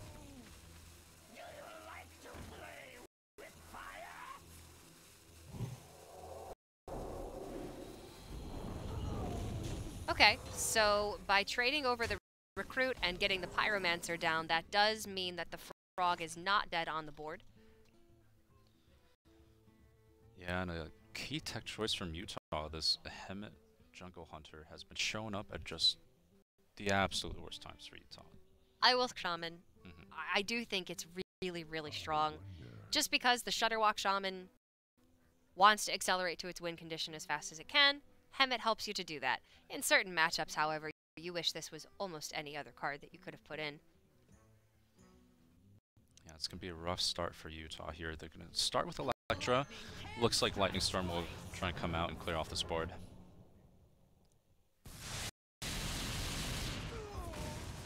Then Utah does have 4 remaining mana. This might even be the unstable. They choose not to attack into that Noble Sacrifice. Lifesteal's not too bad. Bloodworm's quite good.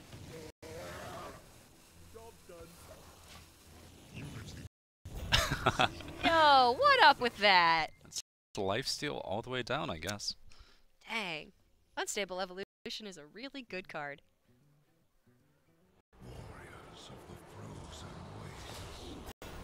Utah are heavily overloaded for this turn, but their board so much stronger than it could have been. And suddenly Utah has actually doubled their life total with the Life Drinker as well. If this is Noble Sacrifice or Auto Defense Matrix or Redemption, you can't clear the Lich King. What to do?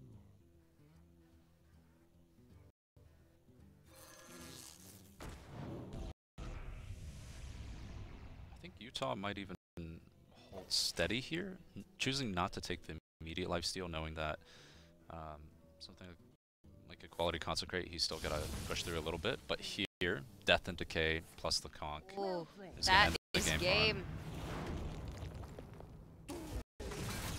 Death and Decay, the perfect Death Knight card to hit off of the Lich King there. CMC looks like they were really scared when of the Unstable Evolution. Like you said, effectively doubling the life total for Utah there, but with the correct combination of cards, getting through the lifesteal without having to attack, not healing the face, game over to CMC. I mean, yes, the Death and Decay was there for them that time, but at the same time, even something like Obliterate would get through Ziliax and they wouldn't get any of the healing. So I would have liked to see, you know, Utah cash in a little bit on the 2 lifesteal minions that they pulled earlier there. Yeah, they definitely could have. That's just lifesteal that they kind of left on the table there, right? Because the Ziliax hits in, if it is Noble Sacrifice, you do still gain the 3 life there. It's got Taunt. Yes, there's maybe a Consecration that gets through it, but you have the 3 additional health.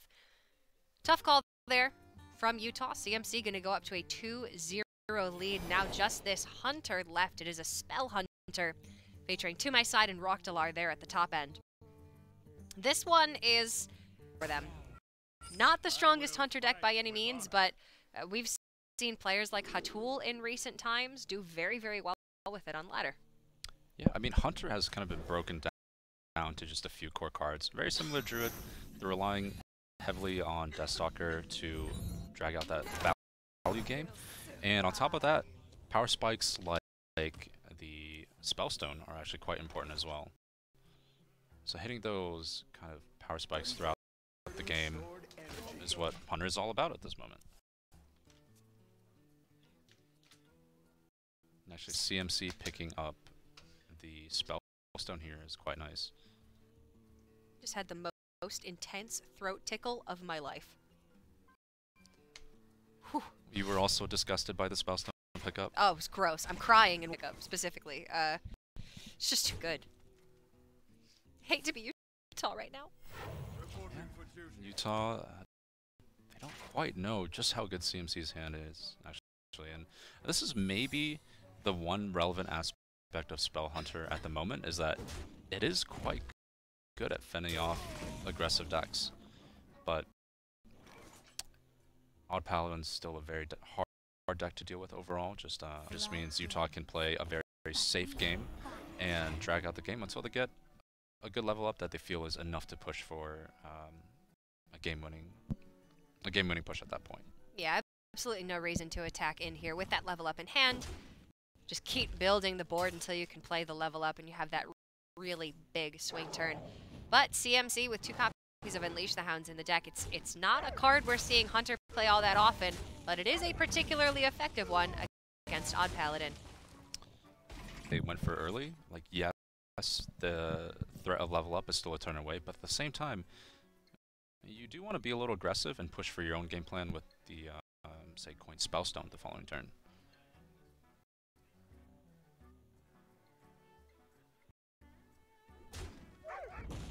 Really nice follow-up here from Utah. Hero Power, Righteous Protector, and the Firefly. Maybe not the best level-up board for next turn. Might still be holding that and looking for something better to do. But it is the reload that they needed.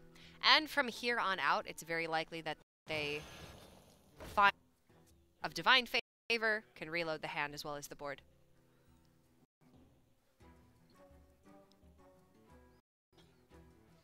Yeah, and CMC still in a little bit of a bind. And this is the trouble you get facing up against Odd Paladin. Is Odd Paladin going to keep pushing back?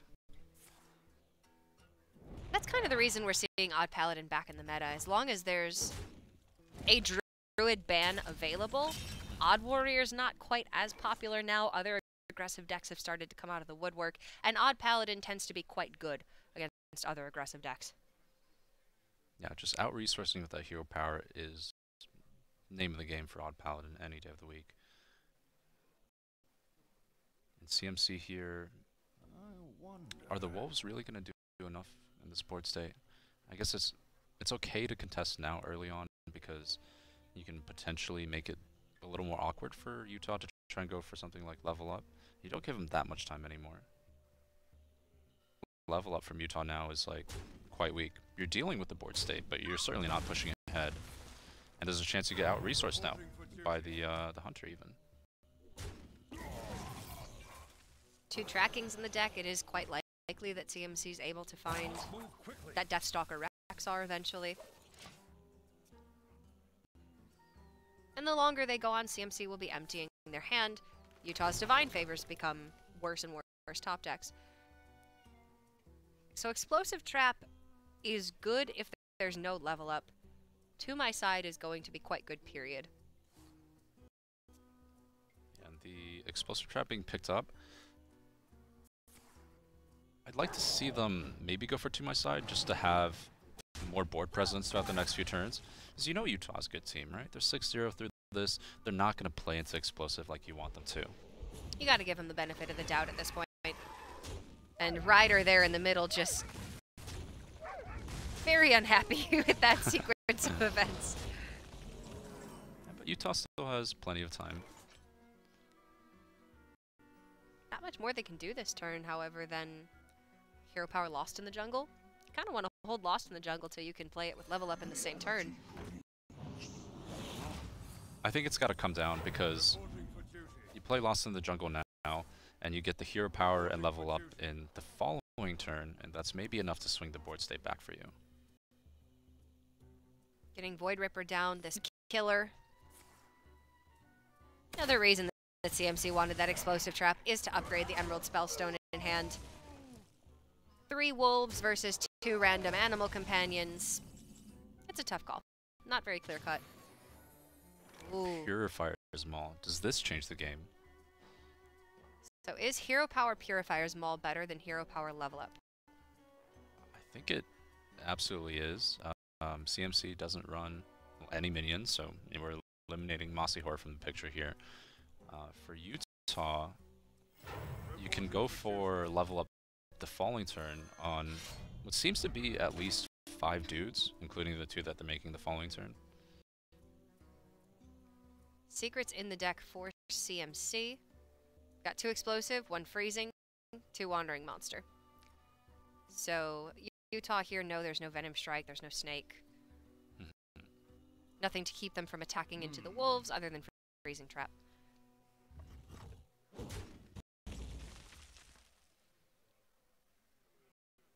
Yeah, this is quite the bind now for CMC. They had both Unleash the Hounds. They had the second copy of Spellstone and quite an arsenal of traps. I think this game outside of Rexar went just about as good as it could go for CMC. It's still looking like it's not quite going to be enough. Candle Shot will help them clear up an additional Divine Shield here, but it doesn't actually take a recruit off the board unless this Animal Companion hits Huffer.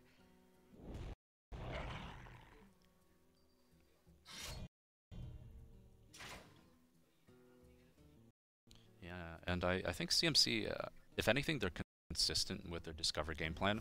They're going for what makes the strongest turn at the moment, but at the same time, they're giving up high value cards, such as, like we were saying, the 6-mana card. And here they went for Candle Shot, right? It's okay in this scenario, but it's really not doing that much overall in the game plan. There are still a couple outs for CMC. Deathstalker Rexar is phenomenal. Rockdalar is full reload at this point, and they have thinned through quite a bit of their deck. But Utah now have the best level up turn that they are going to. And here it finally comes down.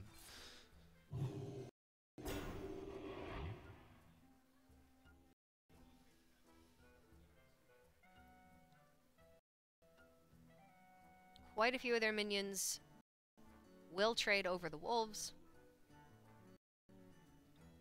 but they're... Yeah, absolutely. And for Utah, I mean, there's always the threat of even like a secondary level up coming on later on throughout the game. So definitely dominating the board control at this point. None of that damage outside of hero power and kill command is going to be coming through anytime soon, as comfortably as they need to at this point. Misha could have arguably been better, but Huffer is going to immediately take some damage off the board. And now it really is kind of a matter of time. If CMC can find Deathstalker, Rexar, or Rockdalar, they might be able to pull ahead in this one. If they don't find them, Utah's hero power is going to win this game. That, an incredible card if they want to proc Explosive Trap this turn. The combination of Raid Leader and Void Ripper is quite strong. They can make these 3/4s, and I believe one of them is also 4/4, right? So it's about as good as maybe even like second level up to play around, something like that, and reset the board state, and it could potentially go in at this point. But Utah committed to the hero power before attacking, so that means they don't want to attack this turn. Maybe it's a bait. Maybe we want to see CMC swing the weapon again, and then try to go for something. Oh. Well, Leroy coming out is... Whoa, okay then.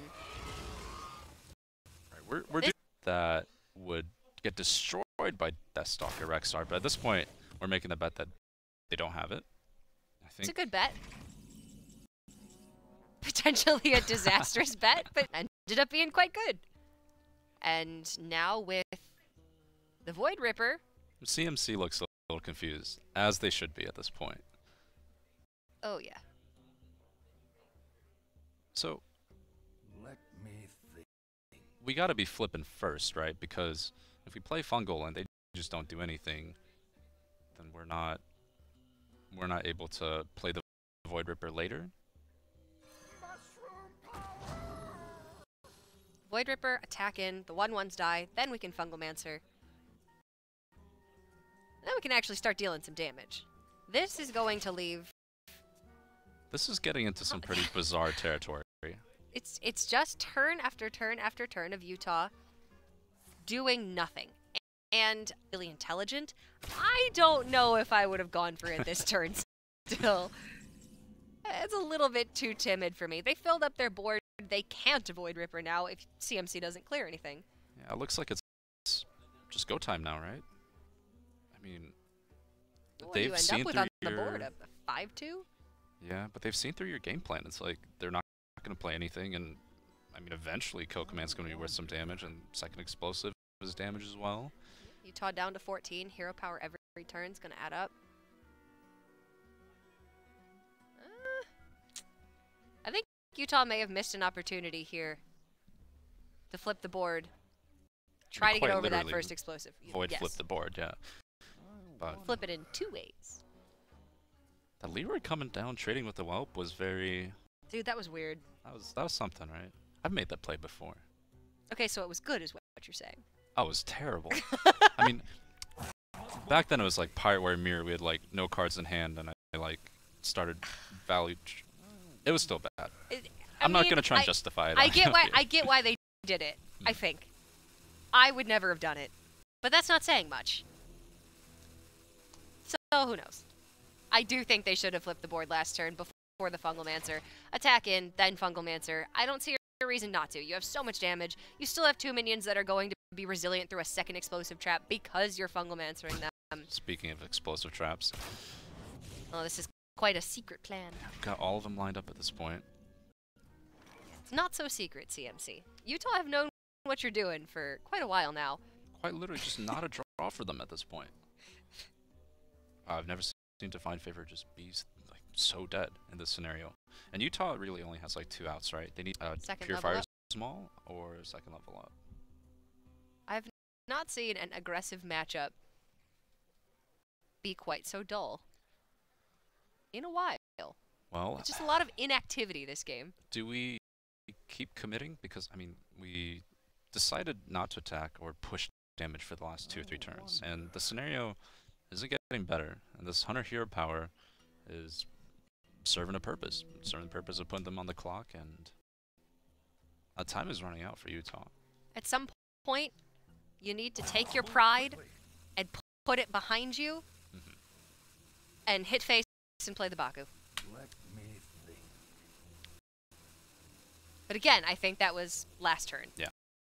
We've talked about the whole sunken cost thing. They teach you that in college, right? The whole sunken cost fallacy? Yeah. I didn't take that class, but I've heard of that. I mean, we're getting into very media studies and music theory. I mean, here we go. It's going to be level up or maul or bust, and it looks like it's bust. Wow. A rough series for Utah. And don't get me wrong, I think there were several things that they could have done differently this game in particular. The other 2 games, maybe not quite so much. And now we see the full-on commitment, I guess, from both sides. Utah not attacking, CMC not giving them anything to trade into, which is quite right in this scenario.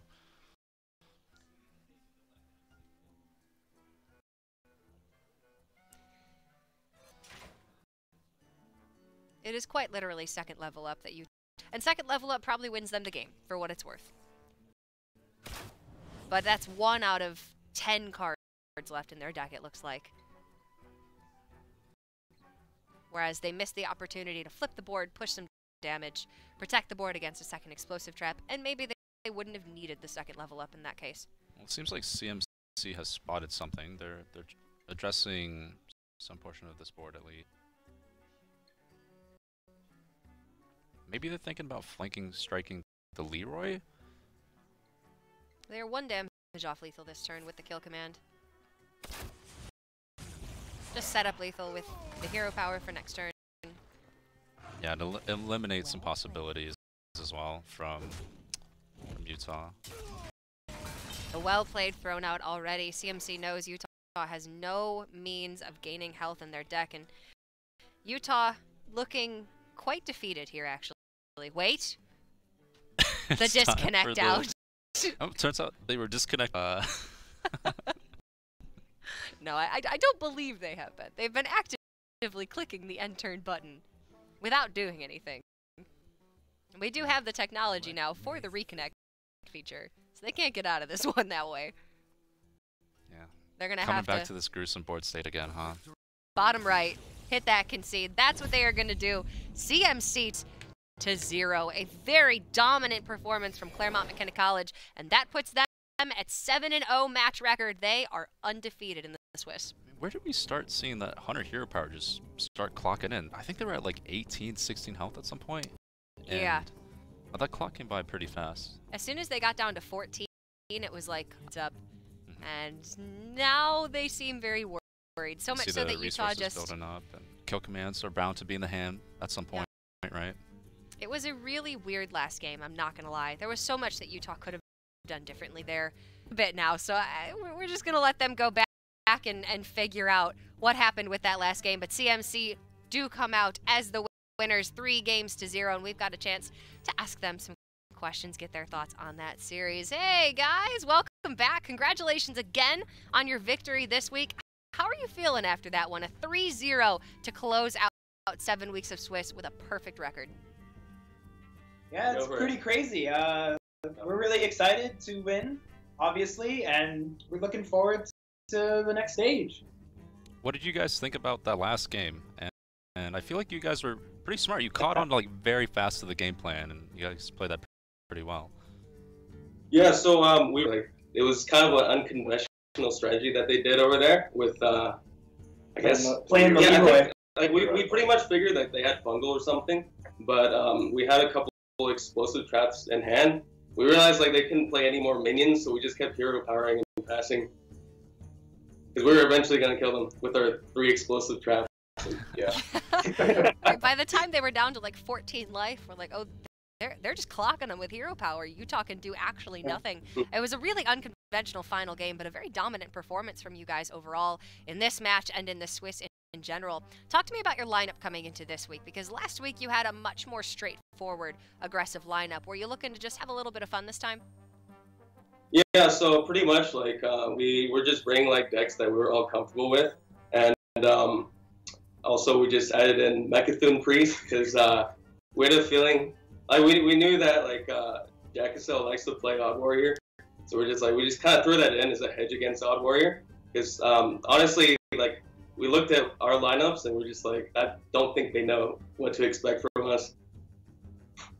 And Utah certainly, they have a couple players who are very well known in the competitive Hearthstone community. You guys a little bit less so. Were you at all worried coming into this series, or you know what, did you think we can do this? 6-0 going into this match, nothing stopping you guys from winning this series? Yeah, well, I mean, as you said, like clearly our opponents have like very talented players like Jackasel and Riders specifically, and but like we figured we were like 6-0 up to this point, so like no, we have the confidence that we're like a very coherent team. Yeah, it seems like you guys are very, very cohesive. Congratulations, guys, and it definitely feels like your teamwork is showing pretty well throughout these series as well. You guys come together, and it's been pretty clean play, so I hope you guys go pretty far here. Yeah, now we've gotten to see you on stream twice in the last 2 weeks, so congratulations again. Any final words, anything you maybe want to tell the audience about Claremont McKenna College if they don't know? Well, it's a small liberal arts school in California. Woo. We have one of the nation's best dining halls.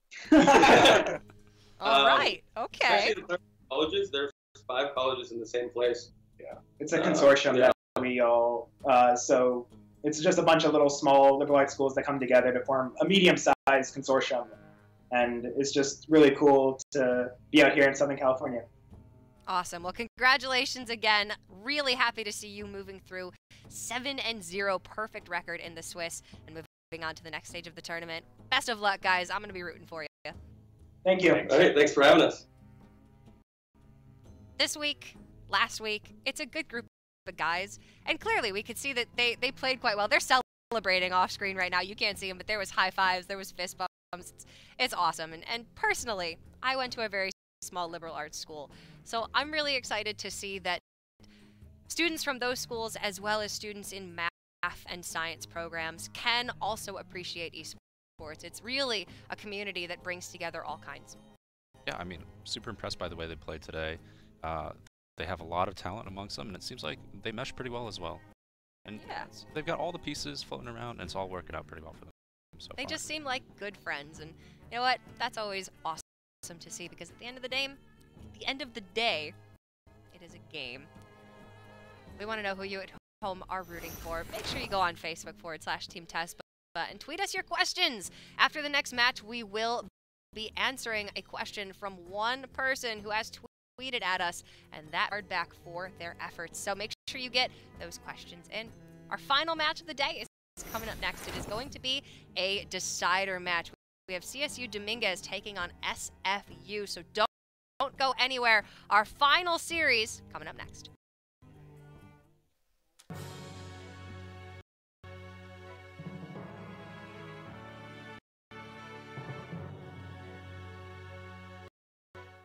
Power, sir.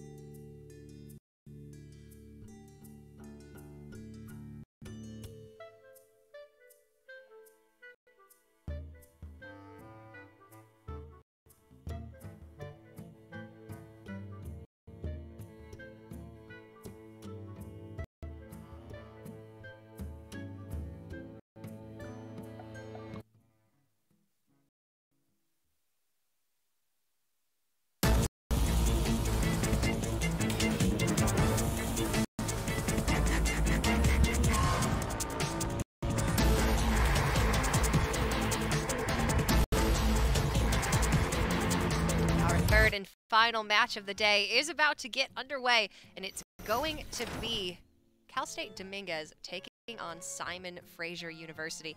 My name's Cora. Joining me in his first TESPA appearance, we have Just Saying. Have you enjoyed it so far? I know it's a lot different than what you're used to, but hopefully you've liked it. I think I've been pretty impressed, especially by that last set between CMC and Utah.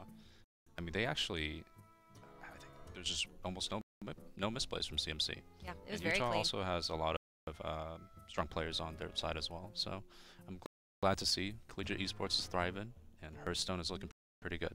Yeah, it's definitely been getting much stronger over the last couple of years, so really it's going and where it has come from. But our next match of the day is going to be CSU Dominguez taking on Simon Fraser. Druid, Warlock, Hunter with the Rogue band away. First Rogue we're seeing today in the turn. What's different about this series from the last two series is that these teams are on a decider situation. 4-2 match record for both of these teams. The winner will move on to the next stage of the tournament. The loser, unfortunately, will be just shy of the 5-2 match requirement to move on, and they will be eliminated from the tournament. That's a lot of pressure. Yeah, and for Simon Fraser, they brought a very aggressive lineup. It's going to be 3 aggro decks, and their Hunter is even banned away. So overall, they're looking to really target CSU's Death Rattle Hunter. If they can get the job done and sweep that deck, they're in. But unfortunately, the other 2 remaining decks are even Warlock and I believe Malyghost level anti-aggro decks that you have in this meta. It's going to be a tough shot for Simon Fraser, but it all comes down to how well they fare against the Death Rattle Hunter. The Hunter could absolutely be a weak spot for CSU Dominguez. We're going to have to see if Simon Fraser are able to really manipulate that. But like you were saying, Malyghost, Druid, and even Warlock, just 2 of the most consistent, strongest decks in the meta, right? Also a lot of anti-aggressive potential with those decks. So it looks to me like Dominguez has brought what they think to be are just the 4 best decks in the meta right now. And honestly, that makes a lot of sense when you need to win this series. Let's take a look at the roster for CSU Dominguez. It is Drast TPM, Deadly Kitten, and Good Science and Psychology for these 3 players. Here you can see at least 2 of them ready to make, hopefully, CSU Dominguez a team that is moving on to the next. There's Simon Fraser, however. Nicer Cool Kid, Park 1, and Mata, Criminology, Biochemistry, and Business. I believe we saw these players on stream last week. They did not win, as evidenced by their win and in lose, and unfortunately they are out of the tournament situation here. But I like some nice color coordination from them, looking ready to play some Hearthstone. Yeah, they're composed, they've got all the synergy matched up, and here in this decider match, a little teamwork goes a long way. Absolutely, and we've seen the teams that have been performing very well are really the ones that excel at teamwork. For some players, maybe they'd rather play by themselves, but this is a team format, so you need to learn how to work together, how to communicate effectively, and a lot of the teams that we've been seeing winning consistently, like CMC, for instance, who are 7-0 in their region, they enjoy playing together, they enjoy communicating, and they have been thriving as a result. So we'll see if maybe the synergy for Simon Fraser can overcome the fact that they will need to really manipulate this Death Rattle Hunter if they want to win this series. Because the other decks from Dominguez are just raw power. In my eyes, it's looking like about 60-40 so far. 60 in favor of CSU. Okay. That's quite significant. Yeah, well, you don't see a lot of that in this meta because everything is so in the middle, but it does feel like these 2 anti-aggro decks are not going to have a lot of trouble finding a win. And then Hunter, man, Hunter's just a powerful deck overall in the meta, and it's high up there in win rate, proven ladder grinding deck for a good reason. It's just good against everything, and nothing gets more than about 40% versus it. Yeah, and when you are 60%. saying that the Hunter is the deck to be manipulated, that's really not a good place to be in, because Death Rattle Hunter is, again, just one of the most consistent decks right now, one of the highest power level decks. If you can get past that early game, maybe it's not the best deck at doing that, but it can recover quite well. Getting into game number 1. Oh, Sir Anoyo. Have you played much Paladins? Well, I've been playing a bit of off-meta Paladin decks, like Egg Paladin and things like that, but I have not interacted with this new hero yet. Oh, you are in for a treat here. The emote votes for Surinoyo are, will they live up to his name? Simon Fraser has considered that in choosing this new hero skin. Potentially a little bit of a tilt factor for the opponent, huh? I would assume that they have. I would assume that we're going to be seeing maybe a squelch here from CSU Dominguez if Surinoyo just becomes too much. I mean, they're here, they're coordinating their clothing, they're going all out. You gotta think that hero, or even card back has already came to mind for them as well. Oh, yeah. I mean, card back is just absolutely what you want to think about here. Legend card back, for a lot of players, it seems like the pinnacle. It's the epitome of accomplishment, but once you get that legend rank 10, 15, 20 times, you start to realize maybe the classic card back is actually where you want to be. Both these players have equal footing here. But now we're just analyzing further than we are hired to. So let's get right back into the game. It is Druid versus the Even Paladin. Even Paladin is back in the meta specifically because it has a reasonable shot against Druid. Yeah, like overall, just being able to clear up the Spreading Plague tokens without giving up your board is pretty strong. He does have a really noble backstory. Yeah, we've seen a wild growth, but still a little bit before we see the rest of this ramp. Coin Spreading Plague is available for CSU Dominguez next turn, however, so Simon Fraser may want to slow down a little bit with these hero powers. It can be a liability. Yeah, I was pretty happy just coining the Nourish there. Getting the mana ramp out of the way now that you have it, and then you don't have to wait to coin Spreading Plague next turn. You'll simply just have the mana to do so. And that bridges the gap right into the Lich King the next turn as well. Yeah, and Branching Paths is such a strong card. You're able to buff those up and trade a little more efficiently across the board as well. And necessarily, they don't know what they want out of that Branching Paths just yet. They do have the second one. It.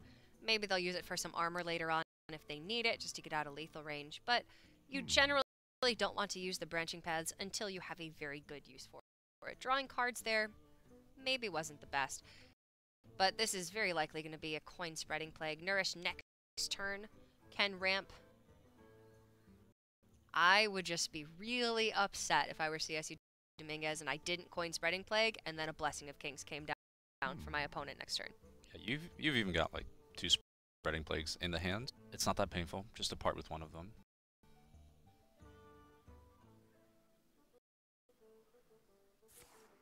They are going to opt for the Nourish this turn, however. Really wanting to hold on to that coin. Do you have any idea why that might be? I'm not quite sure. I mean, I definitely like seeing it come down this turn because then mana to go for something like Equality plus Consecrate, just having the 5 mana that they can utilize now. And now CSU Dominguez is just going to be put down to 8. True Silver and Corpse Taker are from Simon Fraser, and even then they have a secondary True Silver to back them up as well, so that's going to be a lot of damage pushing through. On the flip side, not a lot of resources left in terms of what they can do with the rest of CSU manages to kind of hold off this first assault. It could still be smooth sailing for them. The Ferocious Howl is a nice pickup. They can opt to play that first, then coin out the Spreading Plague. What to do? And that should be enough to stabilize them for the meantime. Even in the face of, it would go to 17. I mean, the bright side, I exact don't think Simon Fraser believes that CSU has Spreading Plague in the hand, right? Because there's been ample turns where it would have been amazing. So the first Spreading Plague they might be upset about, but the second one they'll never see coming. Yeah. It is very nice to get your opponent's guard down. Because now Simon Fraser may do it again. Okay, so CSU are at 17. Equality Consecration would be lethal here for Simon Fraser. But now it would not. So CSU crossing their T's, dotting their I's, figuring out exactly what they have to play around. And even though that Moonfire is, 6 or 11 damage later on with Malagos or 2 Malagos. Yeah, and unfortunately for Simon Fraser, there is not a Tarim, there's not an Equality Consecrate combination. These Plague tokens are just dominating this board state at this point. That is the risk of going wide with the hero power early on. Yeah, all of these 1/1s are coming back with...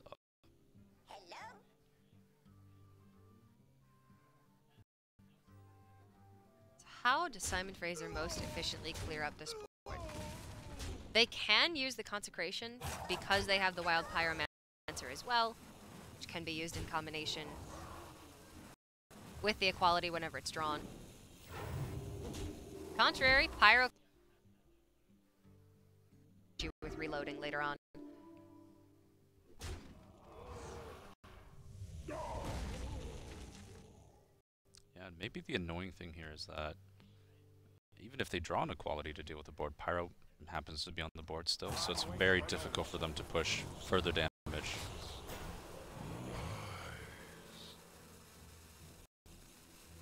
Lich King doing a nice job blocking damage here, can also pick up some really nice tools. Anti-Magic Shell is a little bit more aggressive than they would have liked, but yeah, it does something.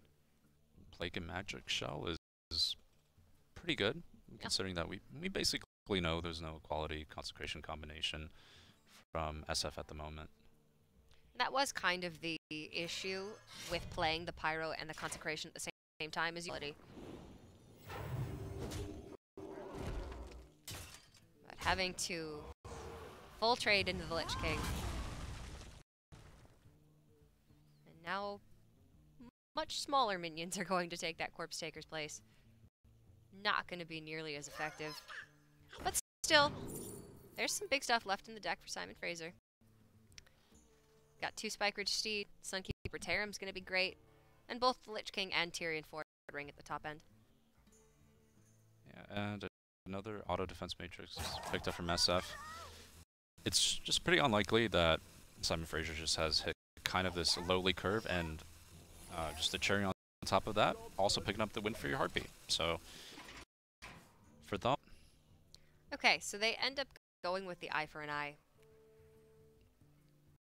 This is kind of the YOLO secret take here.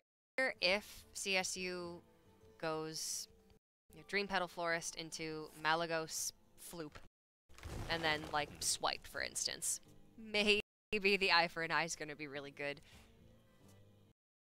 Auto Defense Matrix is certainly more consistent. Yeah, and I think CSU now will be able to play as safe as possible, gain that armor, and then just wait for your opponent to play into Spreading Plague, Anti-Magic Shell. And even if your opponent does clear with a Quality Consecrate later on, you're going to have Swipe to clear up to make sure that you're in no real threat of lethal from the opponent here.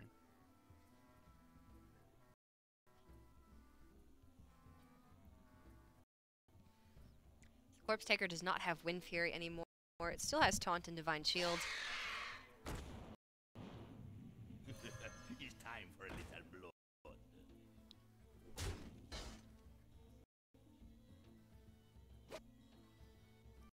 Yeah, it's a tough spot to be in. Simon Fraser is staring down. Full Druid hand.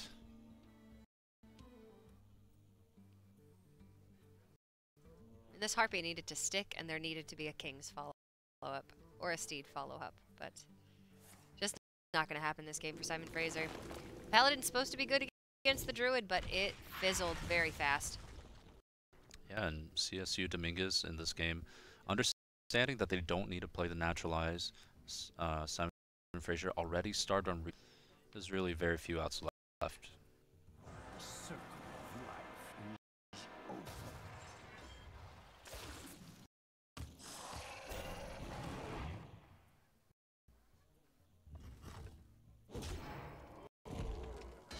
Back up to 28.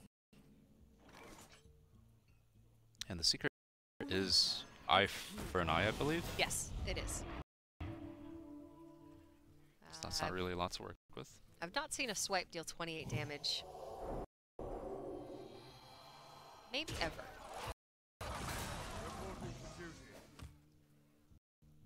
Serenoyo's certainly got flair, but I don't think he's got what it takes to win this game. UI coming down as well. I guess CSU could wait a little bit longer on it. Maybe go for a Tempo Malagos play. It seems pretty good, considering that Simon Fraser only has one card in hand at this point. Have they checked Repentance? I don't honestly remember. Yeah, they actually haven't yet. But, I mean, this eye for an eye will be a bit of a surprise as well.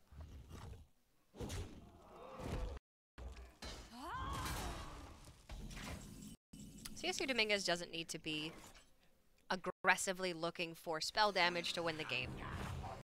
They just need to make sure that Simon Fraser can't connect any damage, and they will ultimately win, assuming that this doesn't go all the way into fatigue, which it shouldn't. Eventually, Malagos will do it.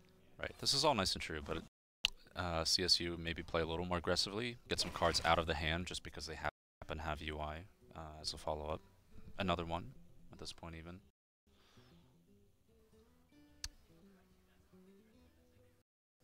Well, I like that Simon Fraser is holding on to that last card because it bluffs the possibility of equality. And on top of that, Dominguez hasn't played a minion yet, so it could still be Repentance. So a lot of combinations of potential threats, which they actually don't have, are maybe stalling out the game in CSU's mind. Good point. That Crystal Smith Kangor doesn't do anything on the board, really. We force CSU to play suboptimally if they're afraid of something. Alright, so it is just going to be that Spreading Plague coming down finally alongside Anti-Magic Shell. Eye for an eye, the big reveal. A little bit less than they wanted it to accomplish, but that's the risk that they were willing to take. This is a very, very nice Sunkeeper Tarim. This is actually quite scary for the Kangor on board looks actually quite scary. I guess we're going to take the healing now and preserve a 3/3. The board is what we got, so we got to protect it.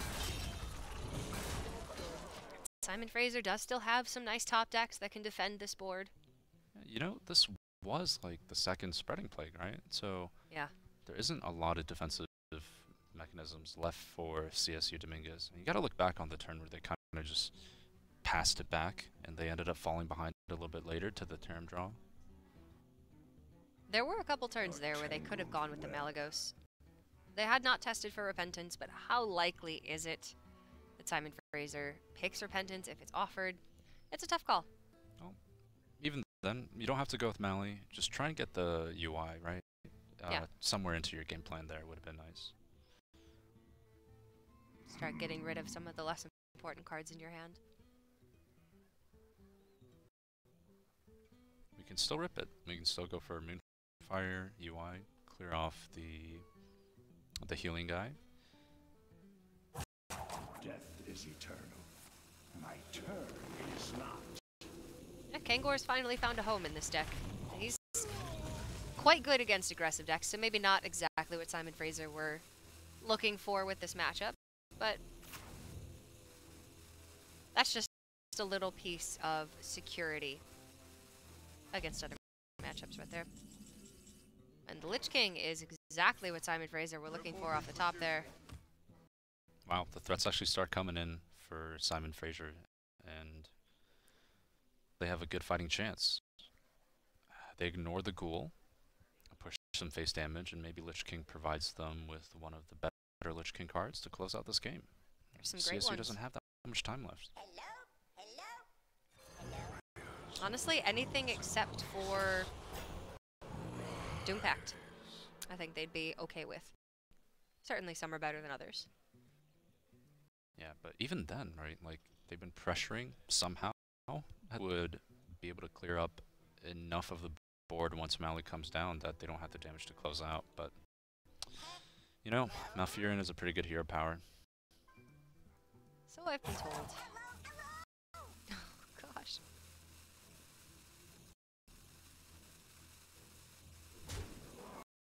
Wow, Simon Fraser are going to double trade here. You don't like this at all, I'm guessing. I'm thinking this was a smart play because That Lich King would likely have been dealt with by a Naturalize anyway. And Alex getting burned too. Those are two very important ones. For CSU, it's looking pretty grim. They're going to have to play Mally out now, I guess, and just Naturalize the Lich King. Go for a swing turn with Floop, swipe Moonfire next turn. That seems solid. Thoughts are plagued. Or Mally's not even necessarily dead on the board. they could go a little riskier and go for Ferocious Howl. Try and hit the Dream Petal Florist on the next card they draw, and then have that hit a 50-50 on the board back. But that seems like overkill.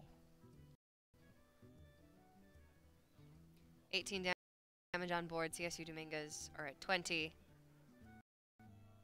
Argent Commander's lethal if they don't armor up this turn, or if they don't remove something. So Mally Naturalize would. Am I the prophet here? Like we can go for the 50-50 line. Oh boy.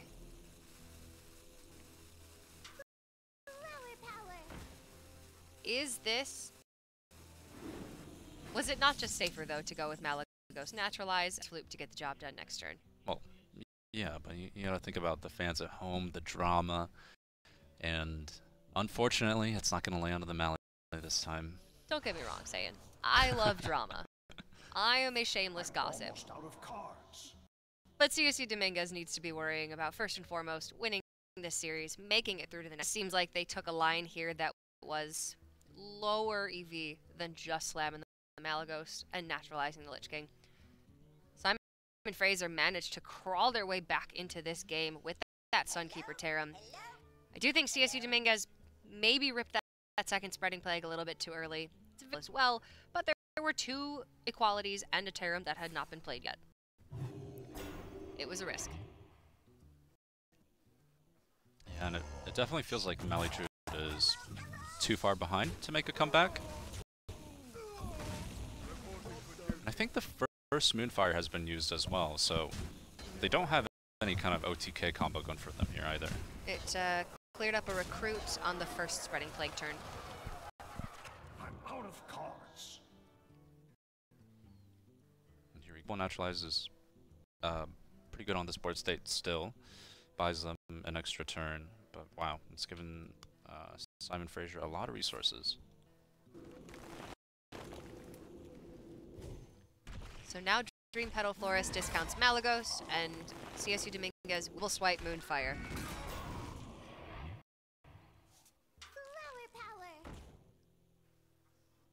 But they are just dead to that Argent Commander or the Blessing of Kings, or both.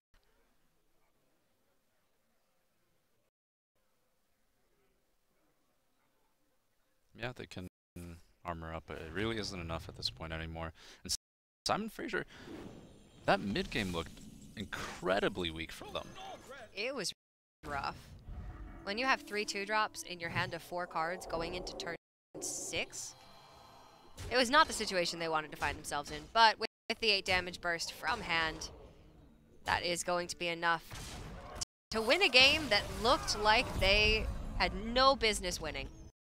Simon Fraser going to take game number 1. Insane mid-game, and I think in the end somehow they've managed to still bring it back to Northrend, I guess.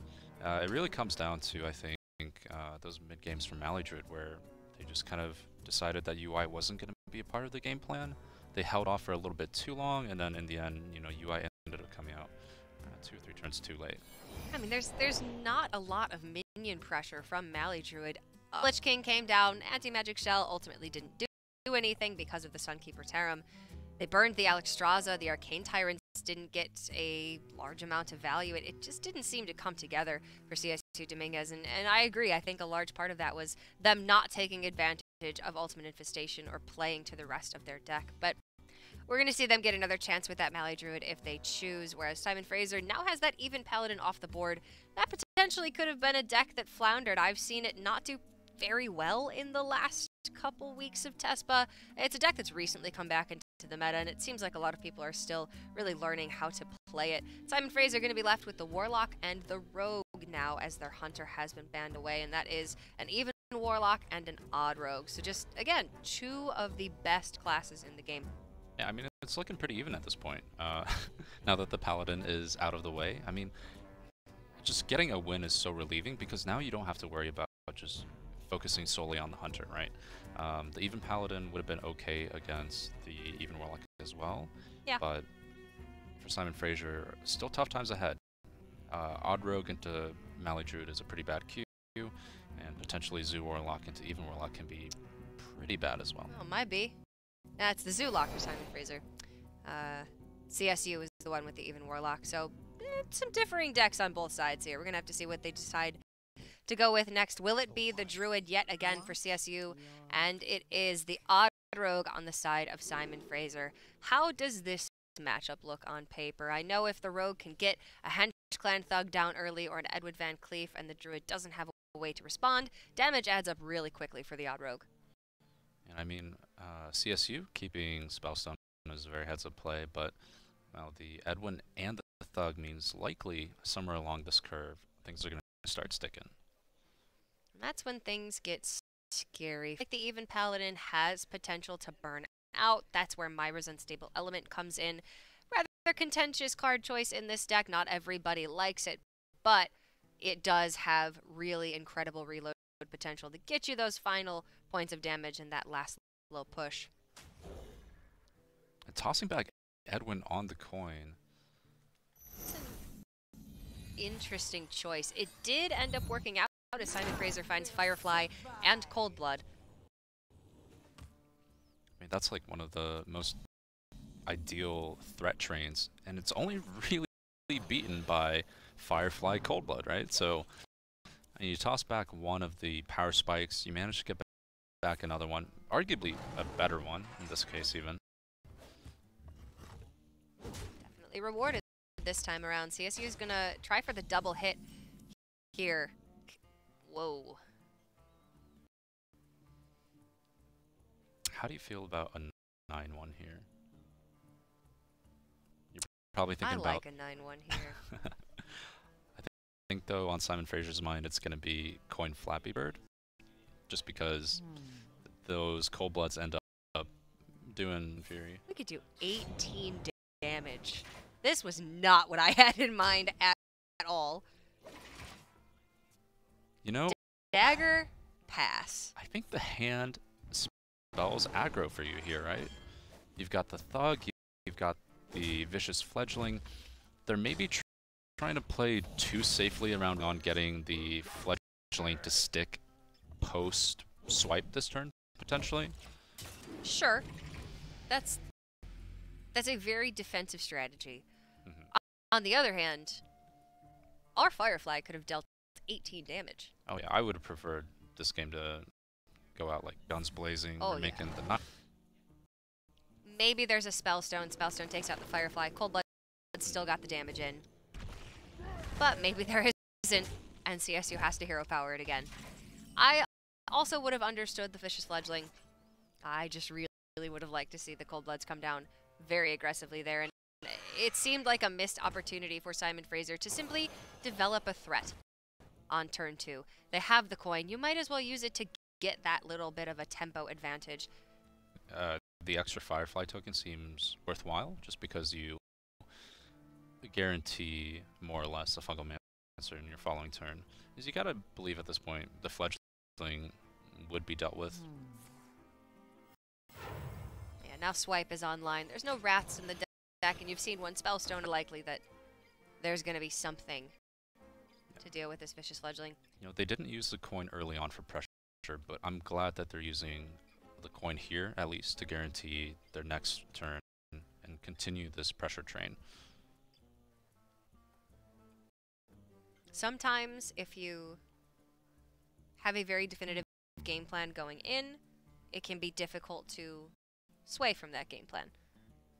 They held on to the coin, but now they realize getting this Fungal Mancer online on 2 minions is so... And CSU Dominguez actually is having a tough time figuring out what to do here. I believe that Spellstone with 1 more hero power is upgraded. We're likely going to see that killing off the fledgling then. But no way to get rid of either the Firefly or the Flame Elemental, meaning Fungalmancer's getting...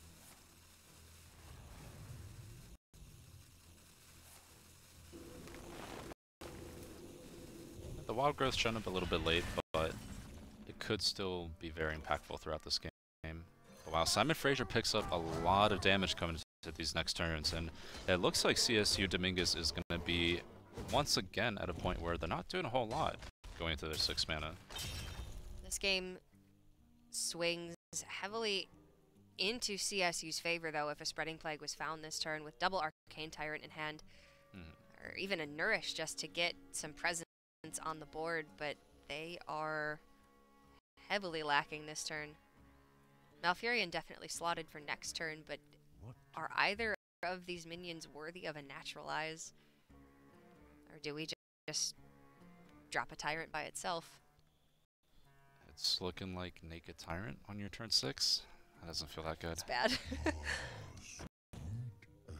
Wow, even respecting the board state as it is right now. That's crazy to me. There's 2 Cobalts.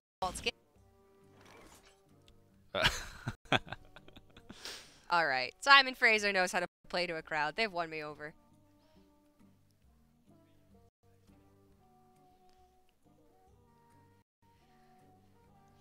So here, I don't think you kill the Tyrant.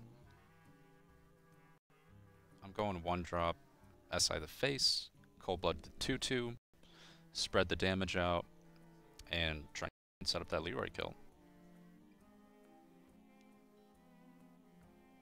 Alternatively, they could be thinking about going tall. That would probably include the Cobalt Scalebane this turn. But if you want to get every little bit of damage you can out of your hand, SI's got to come down now. Yeah, I'm thinking just killing the Tyrant is so awkward this turn. Cleanly involves a dagger up, and even if you do that, you're going wide, so why not just start using Cold Bloods to your advantage? Whoa. Seems like they're gonna pay some respects to Spreading Plague, and you know, overall, wasn't necessary. It felt like the board was good enough that they would have Spreading Plagued you last turn with the Tyrant if they had it. 100%. They would have had 3 1/5s and the Tyrant behind them. I think Simon Fraser could have made that read.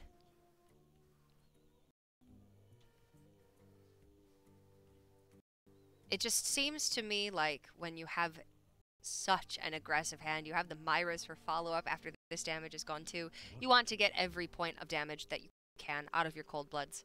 And Simon Fraser is playing this very defensively, very slowly. Hurt him. It's tough to say. I've seen Druids come out of some pretty bad spots, and it really is just like one Spreading Plague away, right? After this Malfurion, where maybe you just find enough time. Or even an MC tech later on, getting the right target or something could be very impactful. And we're ramping. We're praying that the UIs come in the next turn. Yeah. I mean, this is a lot of faith in the UI showing up. And a second Naturalize. Yeah, these Naturalizes are coming down for almost no...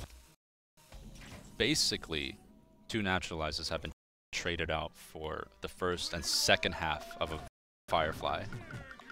A 1-drop. 21 damage here. Gonna be 1 over the required amount. I do think Simon Fraser could have gotten more. I think CSU Dominguez could have gotten more defensive. So that was a bit of a weird one. I'm not sure exactly how this game could have panned out, but it was rather unfortunate CSU didn't end up finding the Spreading Plague. That really was going to be just such a huge swing with 2 Tyrants in the hand, but without it, not a lot of nothing. Whole lot of nothing. Not a lot going on. It's kind of similar to the way that they played last game, actually, where the Dream Petal Florist, instead of just playing the Malagos and finding the clear with the Libidinous Floop, They went for the ramp into the UI that they didn't have instead of the safe play, which was the Malfury and the Pestilence. So maybe a little bit of reckless play from CSU. I don't know if that's the correct term for it, but they could be playing more defensively. Druid has incredible stabilization potential. Pretty well, but when it comes to them being pressured out of the game, Druid being behind, I don't think they're very comfortable with that. No, this does speak to me as maybe a little bit of an experience. And that's where Tespa is really an incredible tool, because these players are learning and growing through these matches. For a lot of these players, this is their first competitive experience. But I mean, you can just see where Claremont McKenna College was very polished, very, very good execution. And this is a little bit more, well, when you have 2 or 3 plays that are similar, how do you find the right one? Maybe they just don't quite know yet. And that's totally fine, because at the end of the day, this is Hearthstone Collegiate. This is not HCT. But Simon Fraser is up 2 games to 0. And again, this is now a decider series. The team that wins this match will be moving on to the next stage of the tournament. The team that loses, unfortunately, will be eliminated. So a lot riding on this game and the next 2 games for Yeah, CSU going to go ahead and queue up the Hunter, probably understanding that it is the weakest deck, and if we're going to get a win with it, it might as well be now. You're going to have to win with it eventually. So they're not looking to drag this one out any longer than they have to. If you get the unfavored matchup first, then maybe the next 2 are looking a little bit brighter. In the business, we call that GM. Good manners. When you're behind, no point in playing all your good matchups and then losing the really bad matchup anyway. Save everybody some time.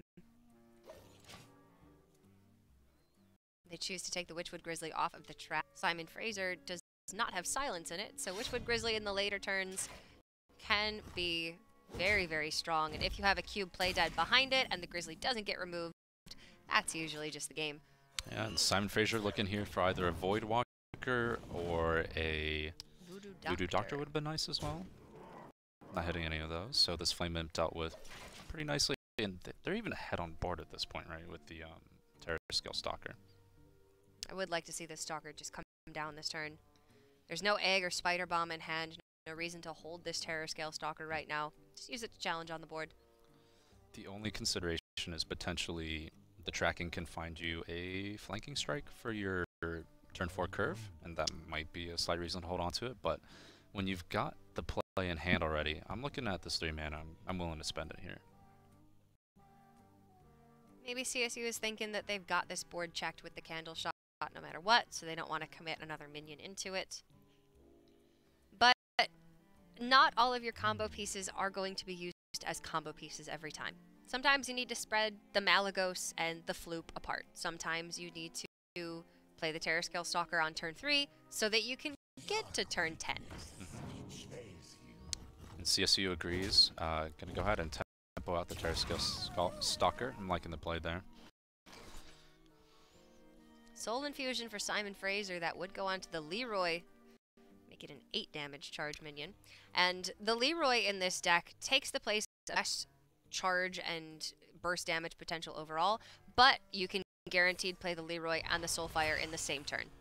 Yeah, this is one of those just incredibly awkward Zoo hands where your left hand minion is already bad, you can't Soul Infuse it. The next one is still bad, so there's really no like timetable where you can just like get your minions out and land a good Soul Infusion, right? And on top of that, not a whole lot of Zooing going on. Simon Fraser have actually taken the 50-50 split, 1 Leroy, 1 Doomguard. That's very unusual. I'm liking the way that Simon Fraser handled this turn.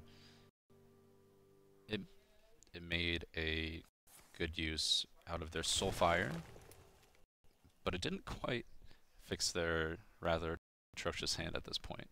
The problem still exists. Coin Fungalmancer is looking good for next turn, but that doesn't change the fact that Simon Fraser needs to find the follow-up. CSU Dominguez with a not so easy choice here. They already have one Witchwood Grizzly. Do they really need another one?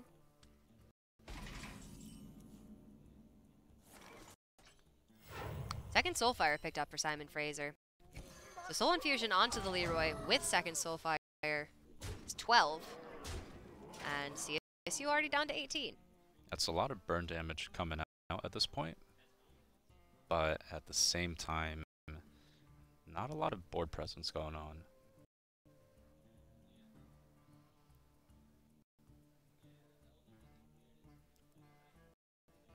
Flanking strike pickup is nice. We can flanking strike, and that should be full board here.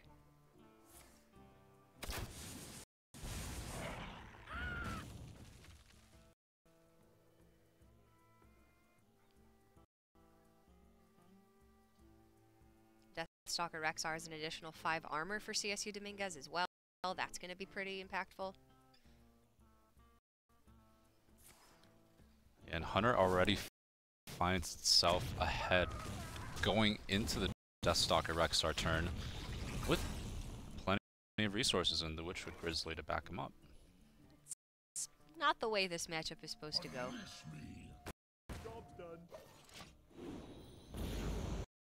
Rexar clears up the Dreadlord. Hunter's Mark even.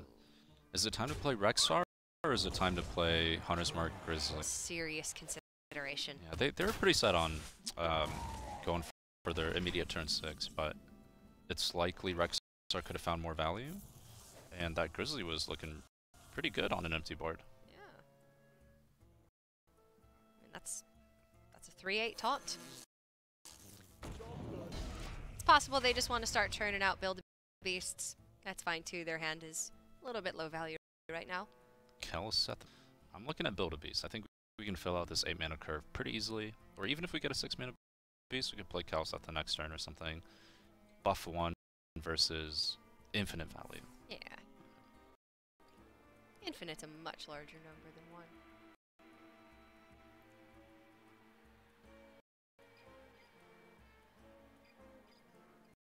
There's going to be one of the best options off of Build-A-Beast in this matchup, in any matchup really. Interested to see what they decided to take it with. Bear Shark looks like the overall best minion, but Emerald Hive Queen gives you the most. What was the most flexibility? They did take the Emerald Hive Queen. The Hive Queen, yeah. That is a 3/6 lifesteal rush. Their minions will cost 2 more while it's on the board. Well, here we are. Ah. Zoo with a burn hand. And no. Hunter with a lifesteal minion. Okay. Leroy wasn't discarded there at least. Goal's a very welcome pickup.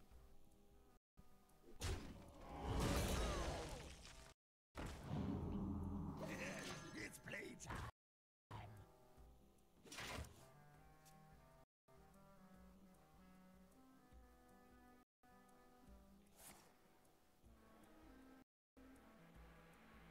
It's looking like it might be too little too late for Simon Fraser in this one. Is a removal. Yeah, you simply just don't lose from this spot, I guess. Build-A-Beast is too much value.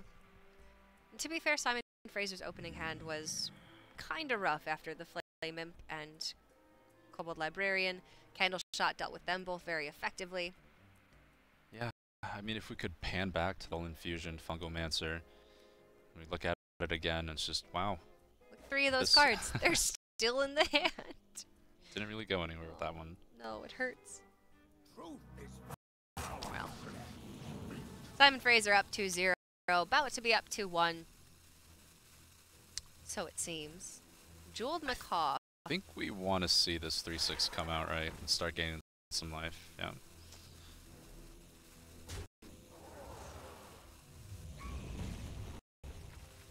Now 23 health for CSU. That's going to be at least 3 more after the Emerald Hive Queen dies. Up a little bit too late to this party. Voodoo Doctor Fungomancer, it looks like this turn. You have to kill the Emerald Hive Queen or that's going to keep hitting face.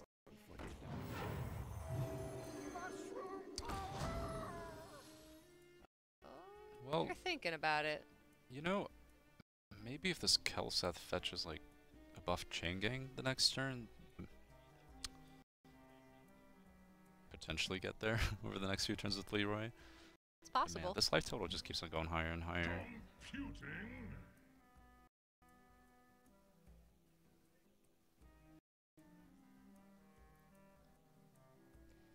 So going face still nets Simon Fraser 2 damage in their eyes. They end up losing their Voodoo Doctor, but they don't lose their Happy Ghoul, necessarily. It does hurt a little bit, trading into the Emerald Hive Queen for them. Yeah. So that reduction was probably going to be too detrimental. They'd probably have to trade it off anyway that turn. So it's, I mean, I just think it's very unlikely the 3/3 trades into the 2/2, right? And then what can they do with the rest of their mana, right? I think face there was definitely the place, but it's okay. This one, You're right, this was a hard one to close out. Bloat Bat plus Vile Brood Skitterer is poisonous, rush, and death to all minions on Simon Fraser's side of the board if CSU Dominguez took that Bloat Bat. They did. Often referred to as the Exodia Beast. Able to clear any board, but you gotta build it a turn earlier. So it's quote-unquote fair. Gotta have all the pieces in the hand. You play it and everything dies.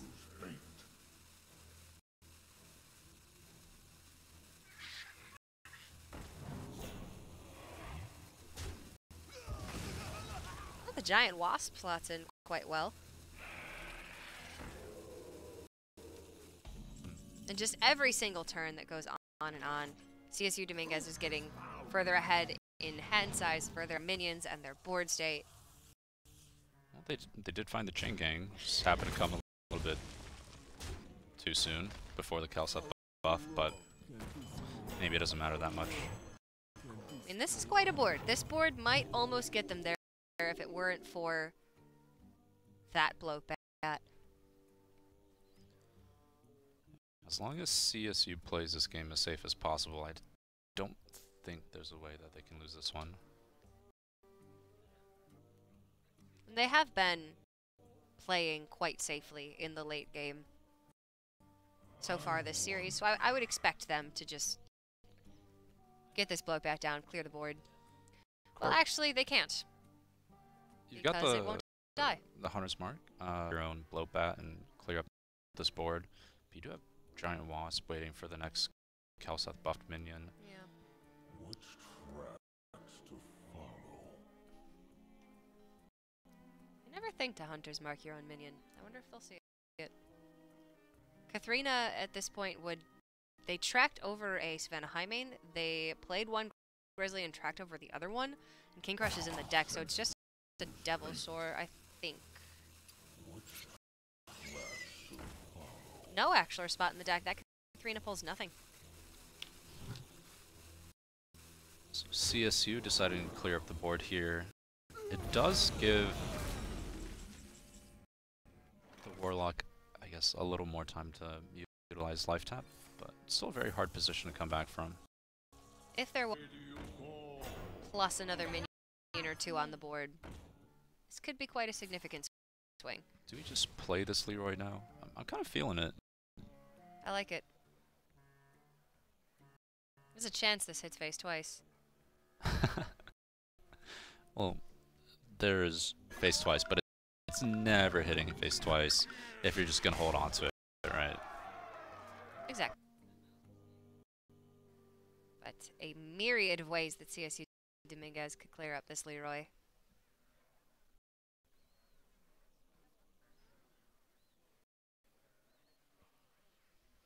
But which way do they like best? King Crush on the board is a big ol' threat, so you could play the King Crush.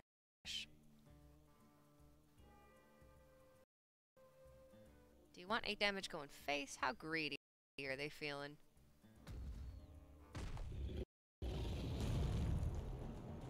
King Crush coming out, stomp the yard. And even as well. There was a world where they play Hunter's Mark that turn and hit face for 8. Maybe try to clock Simon Fraser, but they just don't have to. like as possible. They are going to win this game. Although this is quite a chain gang. Yeah, that Zoo deck is getting pretty thin at this point too, huh? Like, probably only like 7 or 8 cards left. Yeah. Could go for Spider Bomb Cube Hunter's Mark and start really racing. Kind of like that play, because we've seen all the taunts, both chain gangs, both Voidwalkers. So even if Simon Fraser does have a way back, CSU just has lethal setup. Really tempting to cube your King Crush, but you don't have any follow-up for it, so just better to go ahead and cube this Spider Bomb and connect the damage. I will say, I am very happy with the way CSU has played this game. It's been a lot cleaner than the last couple games for them. Seems like they might just be a little bit more comfortable on this Hunter deck. Yeah, the Hunter deck is looking very clean. That's going to be game number 3 over to CSU. They finally managed to take one, keeping themselves alive in this series. And the Zoo for Simon Fraser has 2 more chances to pick up a win here, so it is very likely that it will find a win just because 2 more chances with a deck as aggressive as the Zoo, you're going to find a good hand in one of those games. I'm definitely liking that they took a step back, decided to queue up the Hunter deck. Maybe a deck that definitely looked like they were more familiar with before just going back to, okay, we can try Druid again now. And sometimes people get into that mindset where it's like, well, we're either going to get it right with Druid or not.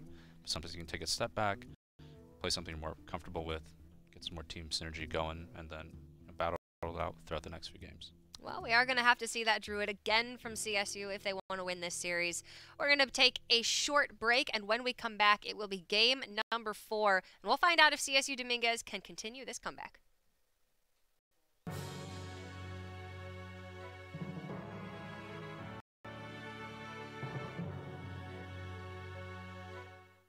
Powered by Intel Core i7 processor.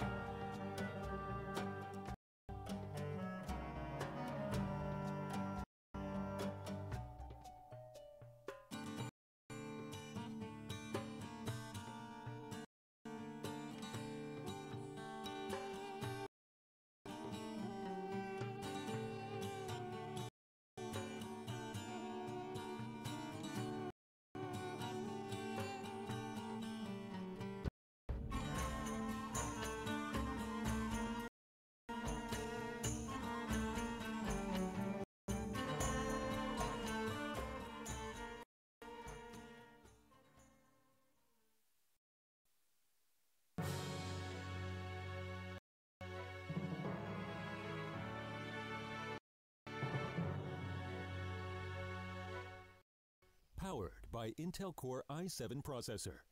CSU Dominguez finally managed to get a game on the board, but Simon Fraser still is up 2-1.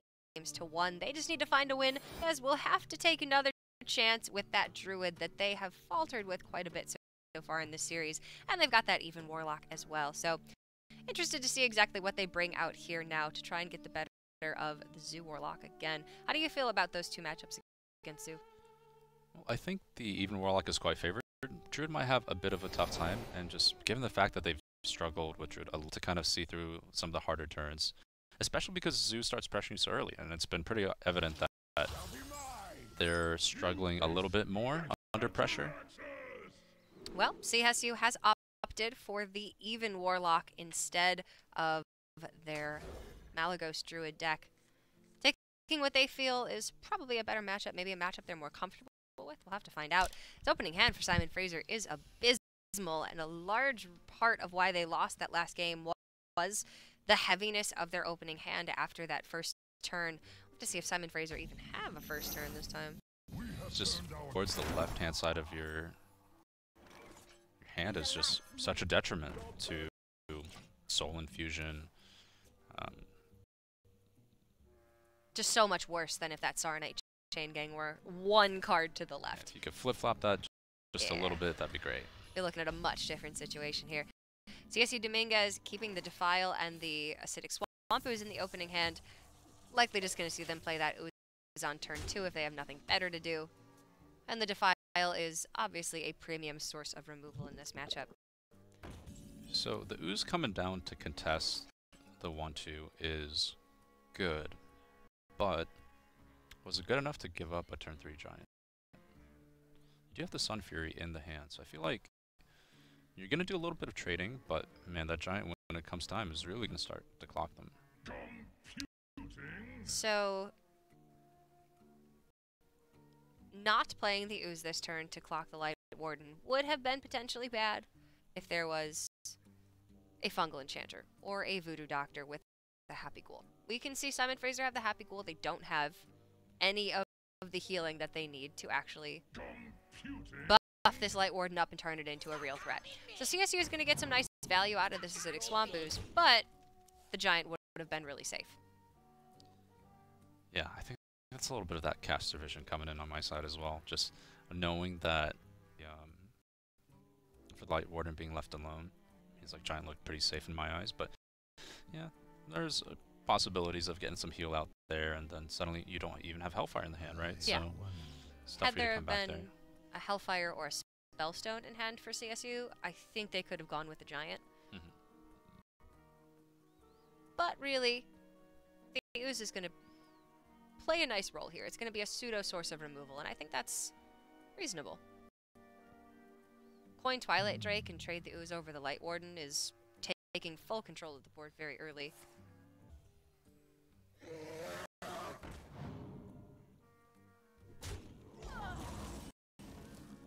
Like you were saying earlier, this matchup's hard from the Zoo perspective. It's just really difficult to beat Hellfire if you don't have Kaliseth on turn 2. And even then, sometimes it's not a guarantee. For Simon Fraser, not playing Chain Gang here, you are respecting the AoE. But at some point, potentially this Leroy just comes out to clear a big minion, and then we're looking at Soul Infusion on a pair of Chain Gangs. That seems like a stronger win condition at this point, almost. Yeah, you want a resilient board more so than you want that 8 damage burst. Getting CSU Dominguez down to 8 health at this point is going to be really hard. I mean, you can see Shroom Brewing up the Twilight Drake instead of the face is complete disrespect for the amount of damage that a Zoo deck can do, but it's also just, I mean, that's the way the game's going so far. This Twilight Drake is worth more than 4 health on the face. I think Simon Fraser is already feeling the pressure here. Like, look, it's turn 4, our turn 5. We're way too far behind on the board. Do we need to just jam Leroy, clear this Drake, and then potentially have a pair of 4 or 5 Chain Gangs maybe do the rest of the work for us? Isn't going to be good enough. Yeah, And even then, I like them to play the other chain gang, just so if you do use Leroy later, you still have the chain gang with the Soul Infusion. I guess they intended to use it this turn. Looking at CSU Dominguez's turn, however, it's not awesome. Gonna have to life tap, see what they can find. And that puts the Giants online for next turn. But effectively taking a turn off here, outside of taunting up this Twilight Drake.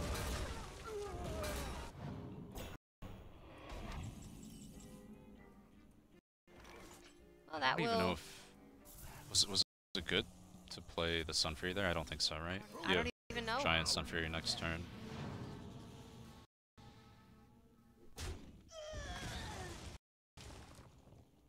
Didn't necessarily need the Twilight Drake to have taunt. They're not under that much pressure. Soulfire could get through it now. Someone called for the it's playtime. Simon Fraser holding back.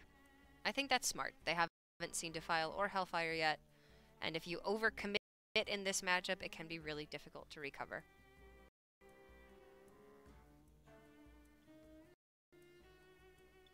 I mean, they did just give CSU 2 very good value trades. 2-3 and 4-3 trading into 2 attack minions. You can even go ahead and play Giant this turn. I don't even think Dreadlord needs to come down on this board state. We're playing just like Dreadlord to punish it. Yeah. And the 3-3's not hitting face. And you get a pretty good trade into Dreadlord with Giant later on. Dreadlord's definitely the consideration here. Face, 5 mana 4/5 on the board. And you still have a Giant in play. And another Giant ready to go.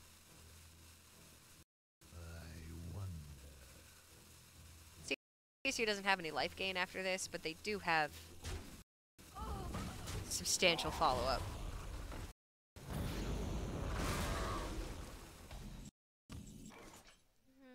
Dreadlord would have been there.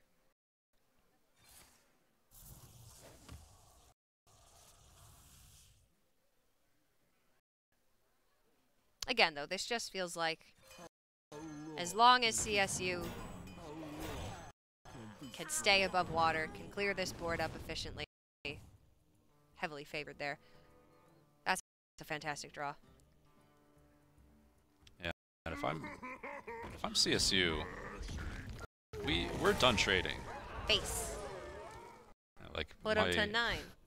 Your opponent has basically dropped half of their health already, just off of life taps and self damage. With that 6 damage coming in. Newer Hearthstone players tend to play very defensively. They tend to be scared of all of the potential, and they just don't have the experience yet to be able to clock that potential of their opponent's damage. I think it's a mindset thing where you're playing a control deck, so you're thinking it's trading time, or you're playing an aggressive deck, it's face time, you know. It can be difficult to break out of that mindset. I overtrade. I've been playing this game for 5 years. It's a tough balance, especially in this win-and-in scenario for CSU and Simon Fraser. Yeah, certainly very high pressure. We don't think that 6 damage to face will net CSU Dominguez, but the faster you can kill your opponent, the better.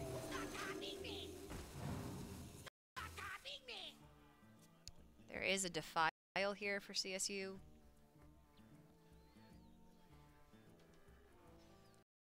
Had the 6 damage gone face last turn, there would have been a Flame Imp on the board. Bone Mare could have come down this turn. So many possibilities. Would have been very close.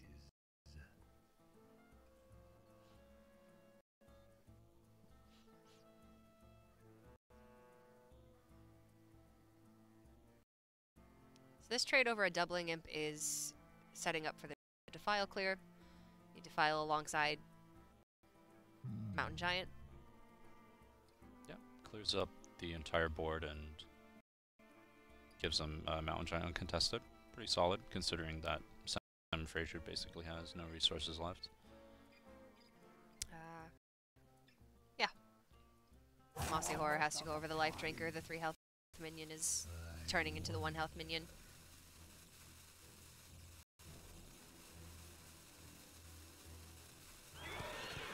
Okay, so a quick shift in game plan here for CSU.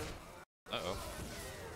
Last minute Bone Mare, but trading again. There's a couple things wrong with that. One, the Dread Infernal should have gone over the Life Drinker, would have saved 1 health on the Mossy Horror. And 2, could have just gone face again. There's no silence in the deck for Simon Fraser. They have to go through that 6'10 or 6'11 Mossy Horror the hard way. Yeah, they're playing this set extra safe. It seems like it relies on the extra time, because playing safe is nice, but at the same time, if your opponent has a bunch of Kalseth buffed minions in the deck, perhaps it's better not to give him more time drawing with that life tap hero power.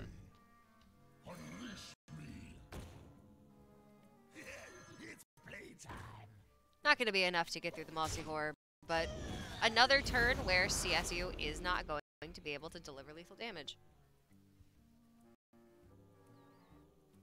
Yeah, and even the possibility of healing up this buffed Mossy. I think this one's in it, in the books, Cora, for CSU Dominguez. Looks like they're going to tie this one up. Regardless how they play this one, yeah. Sometimes playing as defensively as possible will get you the win. But there's sometimes where you're going to cost yourself some games because you're not taking those opportunities to go face when you can. And it does take a lot of experience in a lot of games to be able to identify those situations. But I do think this was one of have played more aggressively and ended up with a win faster. And they are still just 100% trade. I mean, another 11 damage going into minions here.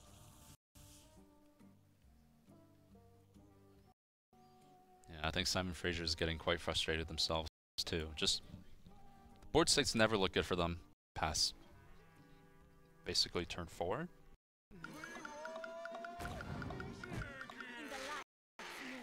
Forced to run a Soul Infusion Leroy into that Mossy Horror, but dang it, they're trying.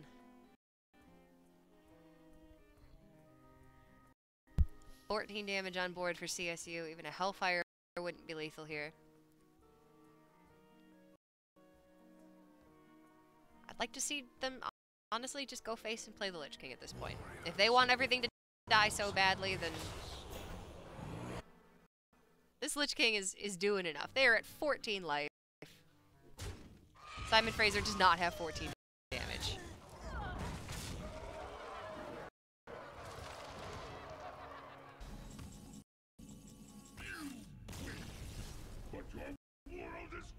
That locked up quite a while ago.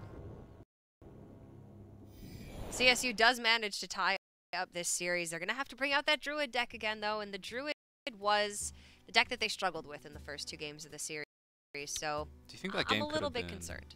A bit of like a mental warfare, where they're kind of deliberately wearing down the other team. Talking the this, long plan. Like 100% win rate gain, but we're going to trade everything out, demoralize you. No, but I like it. I like the way you're thinking. I don't think that's going through their head right now. Yeah, the Druid has definitely been shaky. That's valid. It's something, it's kind of an out-of-the-box strategy, but you did come into this set down 0-2, so you've got a lot of fear that you have to factor in as well. Take your time. The game is a 1 game, and now we can see how this game 5 pans out. I mean, to be quite honest, you are hitting onto a really valid point with Hearthstone. It's silly, but mental fatigue and mental fortitude are so important. Simon Fraser were up 2-0. Now this match is tied up, and they are going to be terrified that they're going to lose this one and end up missing out on the next stage of the tournament in a series that should have been theirs. You know, taking a game a little bit longer when you know you've already won it to maybe tilt your opponent a little bit, that's some next level stuff, but It's not bad, and holy... And this is going to be... I can see the reaction right now from Simon Fraser. They're actually just in disbelief that Leroy has managed to be their left-hand card yet again. I mean, that's horrible. And Jesus has said, all right, take 2 Flame Imps and a We'll give you the Caliseth and rest call of me the in the hand, morning, yeah. okay? You know? Did you dirty twice? I'll help you out a little bit this time. This is the hand that Simon Fraser have been looking for. This is the hand that wins games against Druid. Zoo vs. Druid is all about the timing of the Spreading Plague. You need to go punished by Spreading Plague, but if you're able to get starts like this, land the Fungal Mancer when you need it, then you can get over the Spreading Plague, still have a board in place, and that's when you push for damage.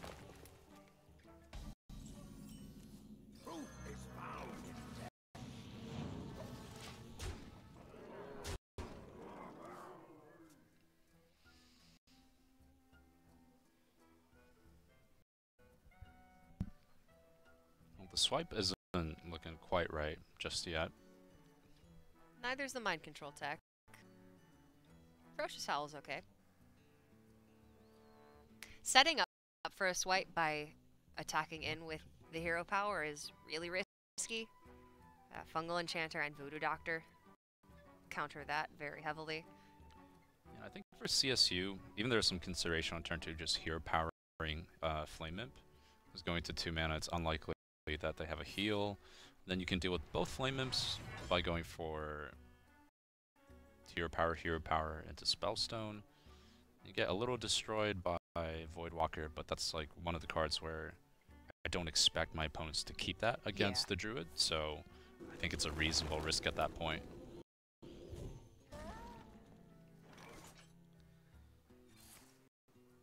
Solarium's a nice pickup, but I don't think this is the turn for Simon Fraser. However, not being able to develop a minion this turn would give CSU Dominguez a little bit of space. Nourish, ideally. This would have been an incredible turn for them. Spreading Plague as well. That's the key card in the matchup that I was mentioning. Yeah, this is looking like a do-nothing turn from CSU. I don't know that they will agree. I love holding on to the Arcane Tyrant because it turns the Floop into a free 3/4 when you play the Plague. But I think they're favoring dropping the Arcane Tyrant this turn. I mean, this hand just plays itself, right? You go Plague, double Tyrant, next turn you have 7 mana, MC Tech, swipe. And it's just like, wow, your board is my board. That's a great sequence of turns. If you Tyrant this turn, there is still a chance that you want to get the Floop down with the Plague before the MC Tech comes out, so it would still be an Arcane Tyrant. But then you lose the 4/4. You don't hide it behind a bunch of Scarabs. I think they're ready to go for the pass. I like that a lot. And then really nice restraint here from CSU Dominguez. yeah, but for Simon Fraser, it's going to be doubling Imps instead of Sarah Knights. Caliseth buff. Doing them enough to play off of curve, I guess. Yeah, coming in hot here. And this is a 4 Scarab Plague plus 2 Arcane Tyrants on the board. This is a hell of a swing turn. Simon Fraser going into Fungal Mancer turn, if they can find that, then they get through the Scarabs really nicely. I'm pretty confident that they knew what they wanted to do with this hand because of the past, the previous turn, so we should see play coming out here, right?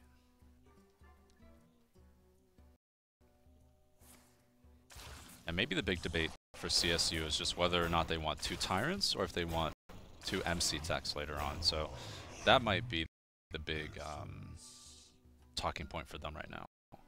That is a good point. It seems like they're potentially MC Techs instead.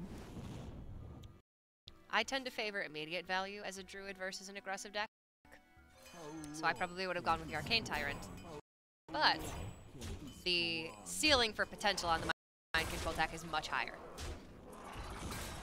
And I mean, this is going to be a big, big reward for CSU Dominguez, holding on to this Floop and turning it into an MC Tech.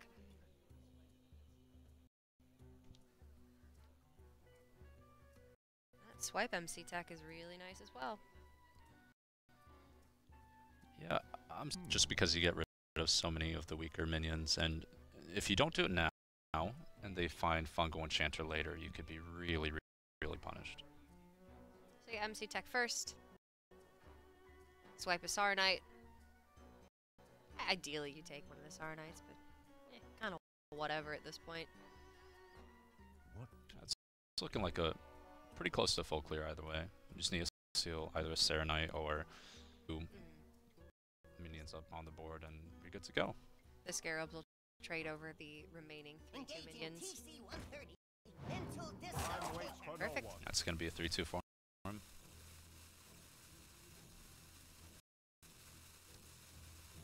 They're going for MC Tech here as well, but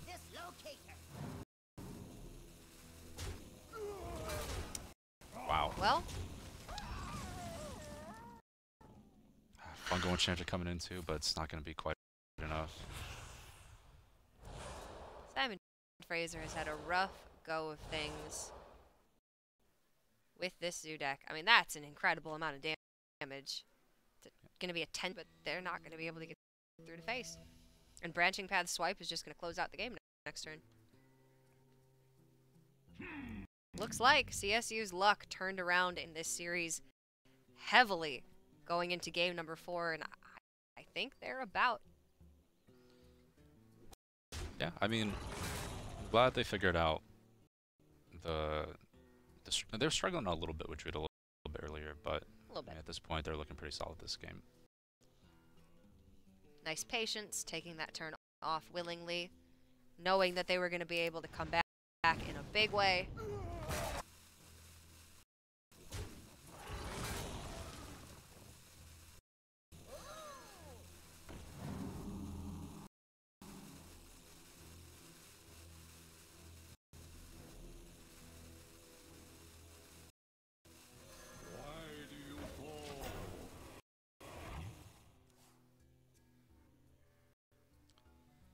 It's been a rough run for Simon Fraser.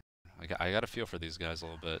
The Leroy is just, it's sticking about being on that left-hand side. I mean, imagine if it was Soul Infusion onto the Chain Gang.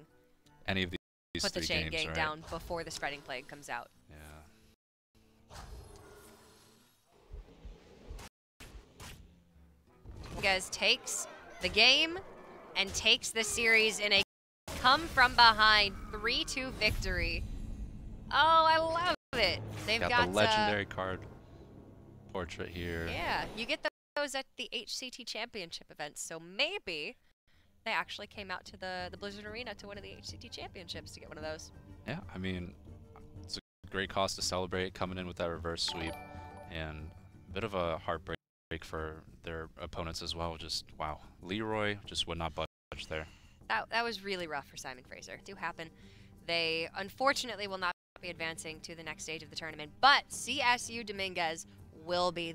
They are the players of the hour, and enough cannot be said about that come from behind victory. The ability to remain calm even after making some mistakes, even after not playing to the best of your ability, being able to come back from that is a skill that not every player has. Some players get tilted quite easily. A lot of patience. Like in the beginning, the Druid wasn't doing super hot for them, but in the end, they managed to navigate that deck and come out with a win. And that's what matters, getting that W in the end.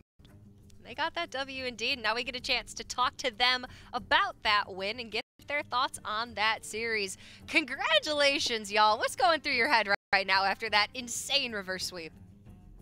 I'm just glad the Druid worked out in the end. Like, I gotta give all the props to this guy here though. Like, he set everything up. After I didn't swipe and he terrored me, I thought it was over, but our run's done, and we just had to have a nice clear head and forget about all the misplays we did, and I guess us playing as well as we could came through.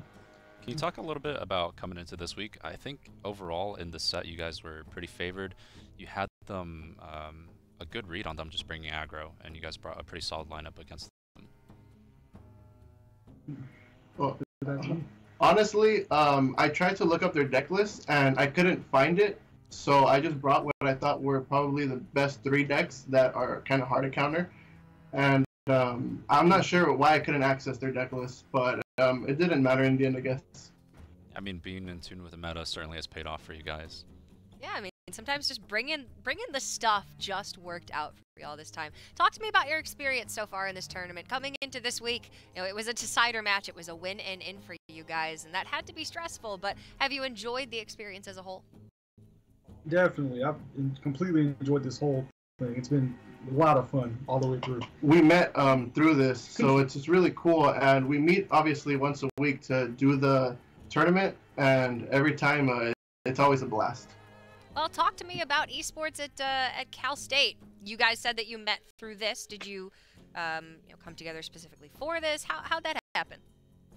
We came together through this. It was more like he was putting up flyers advertising the tournament was happening, and I noticed it, and I was like, well, I play Hearthstone. I'm interested in trying to play and see how well I can do, and it just one thing led to another. We emailed, we got in contact, we met up, and we started setting up for it. I've been a Hearthstone player for a while.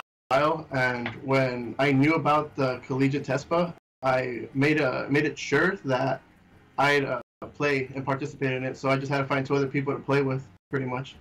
Awesome. I love the initiative there, making flyers, going out and just finding a team, and it has paid off for you guys. Your hard work has paid off, and you are moving on to the next stage of the tournament. Did you come into this ever thinking that you would be at this point now?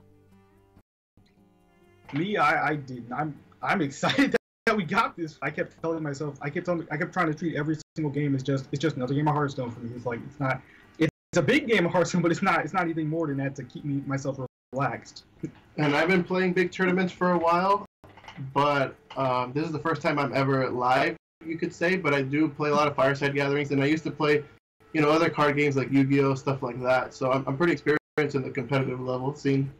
Awesome. Well, it's so great to see you guys coming together and forming a team, forming a friendship to make magic happen. Final question, where'd you get that really nice legendary portrait right there? I like the look of that. Oh, I got it from a tavern hero. It's really great. One of the people there, they just let me have it, so I took it home. I have a lot of other wacky Hearthstone stuff from all the adventures. Awesome. Well, you know what? Play into the crowd a little bit. We love to see that. Congratulations again, guys.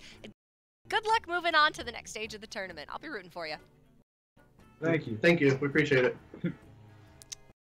That experience from interviewing CMC last round, from interviewing Utah last week, that's 2 guys who did not know each other before this, who aren't in, a varsity esports team, who don't have scholarships to play at the school, but have forged a friendship, who've learned how to work together, and who, despite coming into this week, coming into this match kind of down and out, they managed to reverse sweep. They managed to qualify for the next stage of the tournament. Right, going down 0-2, they were feeling a little down, but they managed to stay cool, calm, and collected, and they pulled off the reverse sweep, which is no easy feat.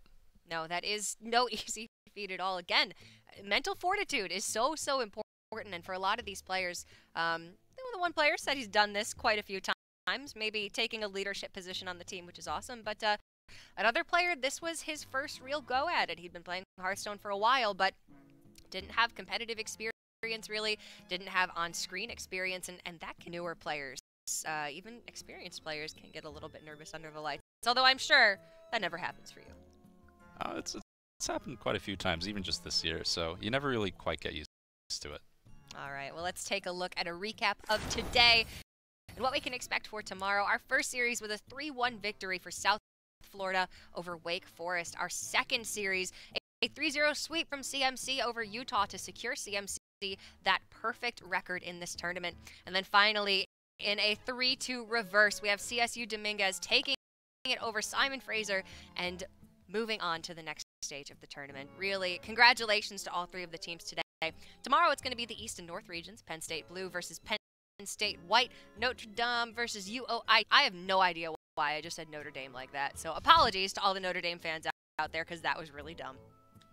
A lot of great sets coming out tomorrow, and even a team kill in the first set, so I'm very excited to see how that one goes. That's going to be probably my match to look at for the day. We're going to have quite a few decider matches tomorrow as well. And those would not be possible without, I'll give a huge shout out and some thanks to Asus Republic of Gamers and of course to Grubhub for making this tournament series possible. The Hearthstone Collegiate Championships are a really incredible tournament experience for so many players. It's so much different than a lot of the competitive Hearthstone that we see nowadays. It's a team format. It's inexperienced players sometimes, and really it gives them a chance to, do what CSU Dominguez is, which is coming together, new friends, playing some Hearthstone. And we now have our Twitter question of the day, so let's go ahead and bring that up and see who it's coming from. Redman1237 asks, with Rosticon coming and cards revealed so far, do you think interesting. Were you a Pirate fan back in the day, saying? Pirate Warrior has, I mean, in the beginning I absolutely despised aggro, but it's kind of grown on me. All those long games of control wear you down, and you're thinking, well, maybe we could just grind ladder with decks that finish games in 5 minutes. So Pirates coming back, I think, is definitely very welcome at this point in this meta. A lot of the cards look fairly promising, and even the 2-mana card, the Sharkfin guy, right, is a pretty good even row card. So maybe that'll be an archetype that we'll see some decent play throughout the new expansion. I do think Pirates are going to get a chance, but I'm going to make a bold claim and say that Pirates are going to look a little bit different than they did before. The card that we just saw revealed today, the 4-mana 5/3 with Overkill, draw 2 cards, leads me to believe that Pirates might be getting a little bit more of a value-oriented archetype. So either way, I'm excited to see Pirates coming back. It's been quite a while. Thank you very much for your question, Redman. If you have any questions for us tomorrow, we will be giving away yet another of the Dollar on Flame card backs. So make sure you go on Facebook /Team Tespa and tweet at Team Tespa. Get those questions in, whether they be about Rosticon, about our personal experiences, about the tournament as a whole. We want to know what y'all want to ask, and we want to give away a Dollar on Flame card back. That's going to be it for today. Sayin, your first time on the Tespa desk, how are you feeling? I'm feeling good. There are a lot of great stories to tell throughout our 3 matches here, and I'm very excited about tomorrow and the team kill between Penn State, and let's see what the next 3 matches have to bring. Awesome. Well, that is going to be it for today. Tomorrow, we will have our 3 final streamed matches of this first Swiss portion of the tournament. So tomorrow, we will see the 3 teams that will be moving on to the next stage. Hope you all enjoyed today, and we'll see you then.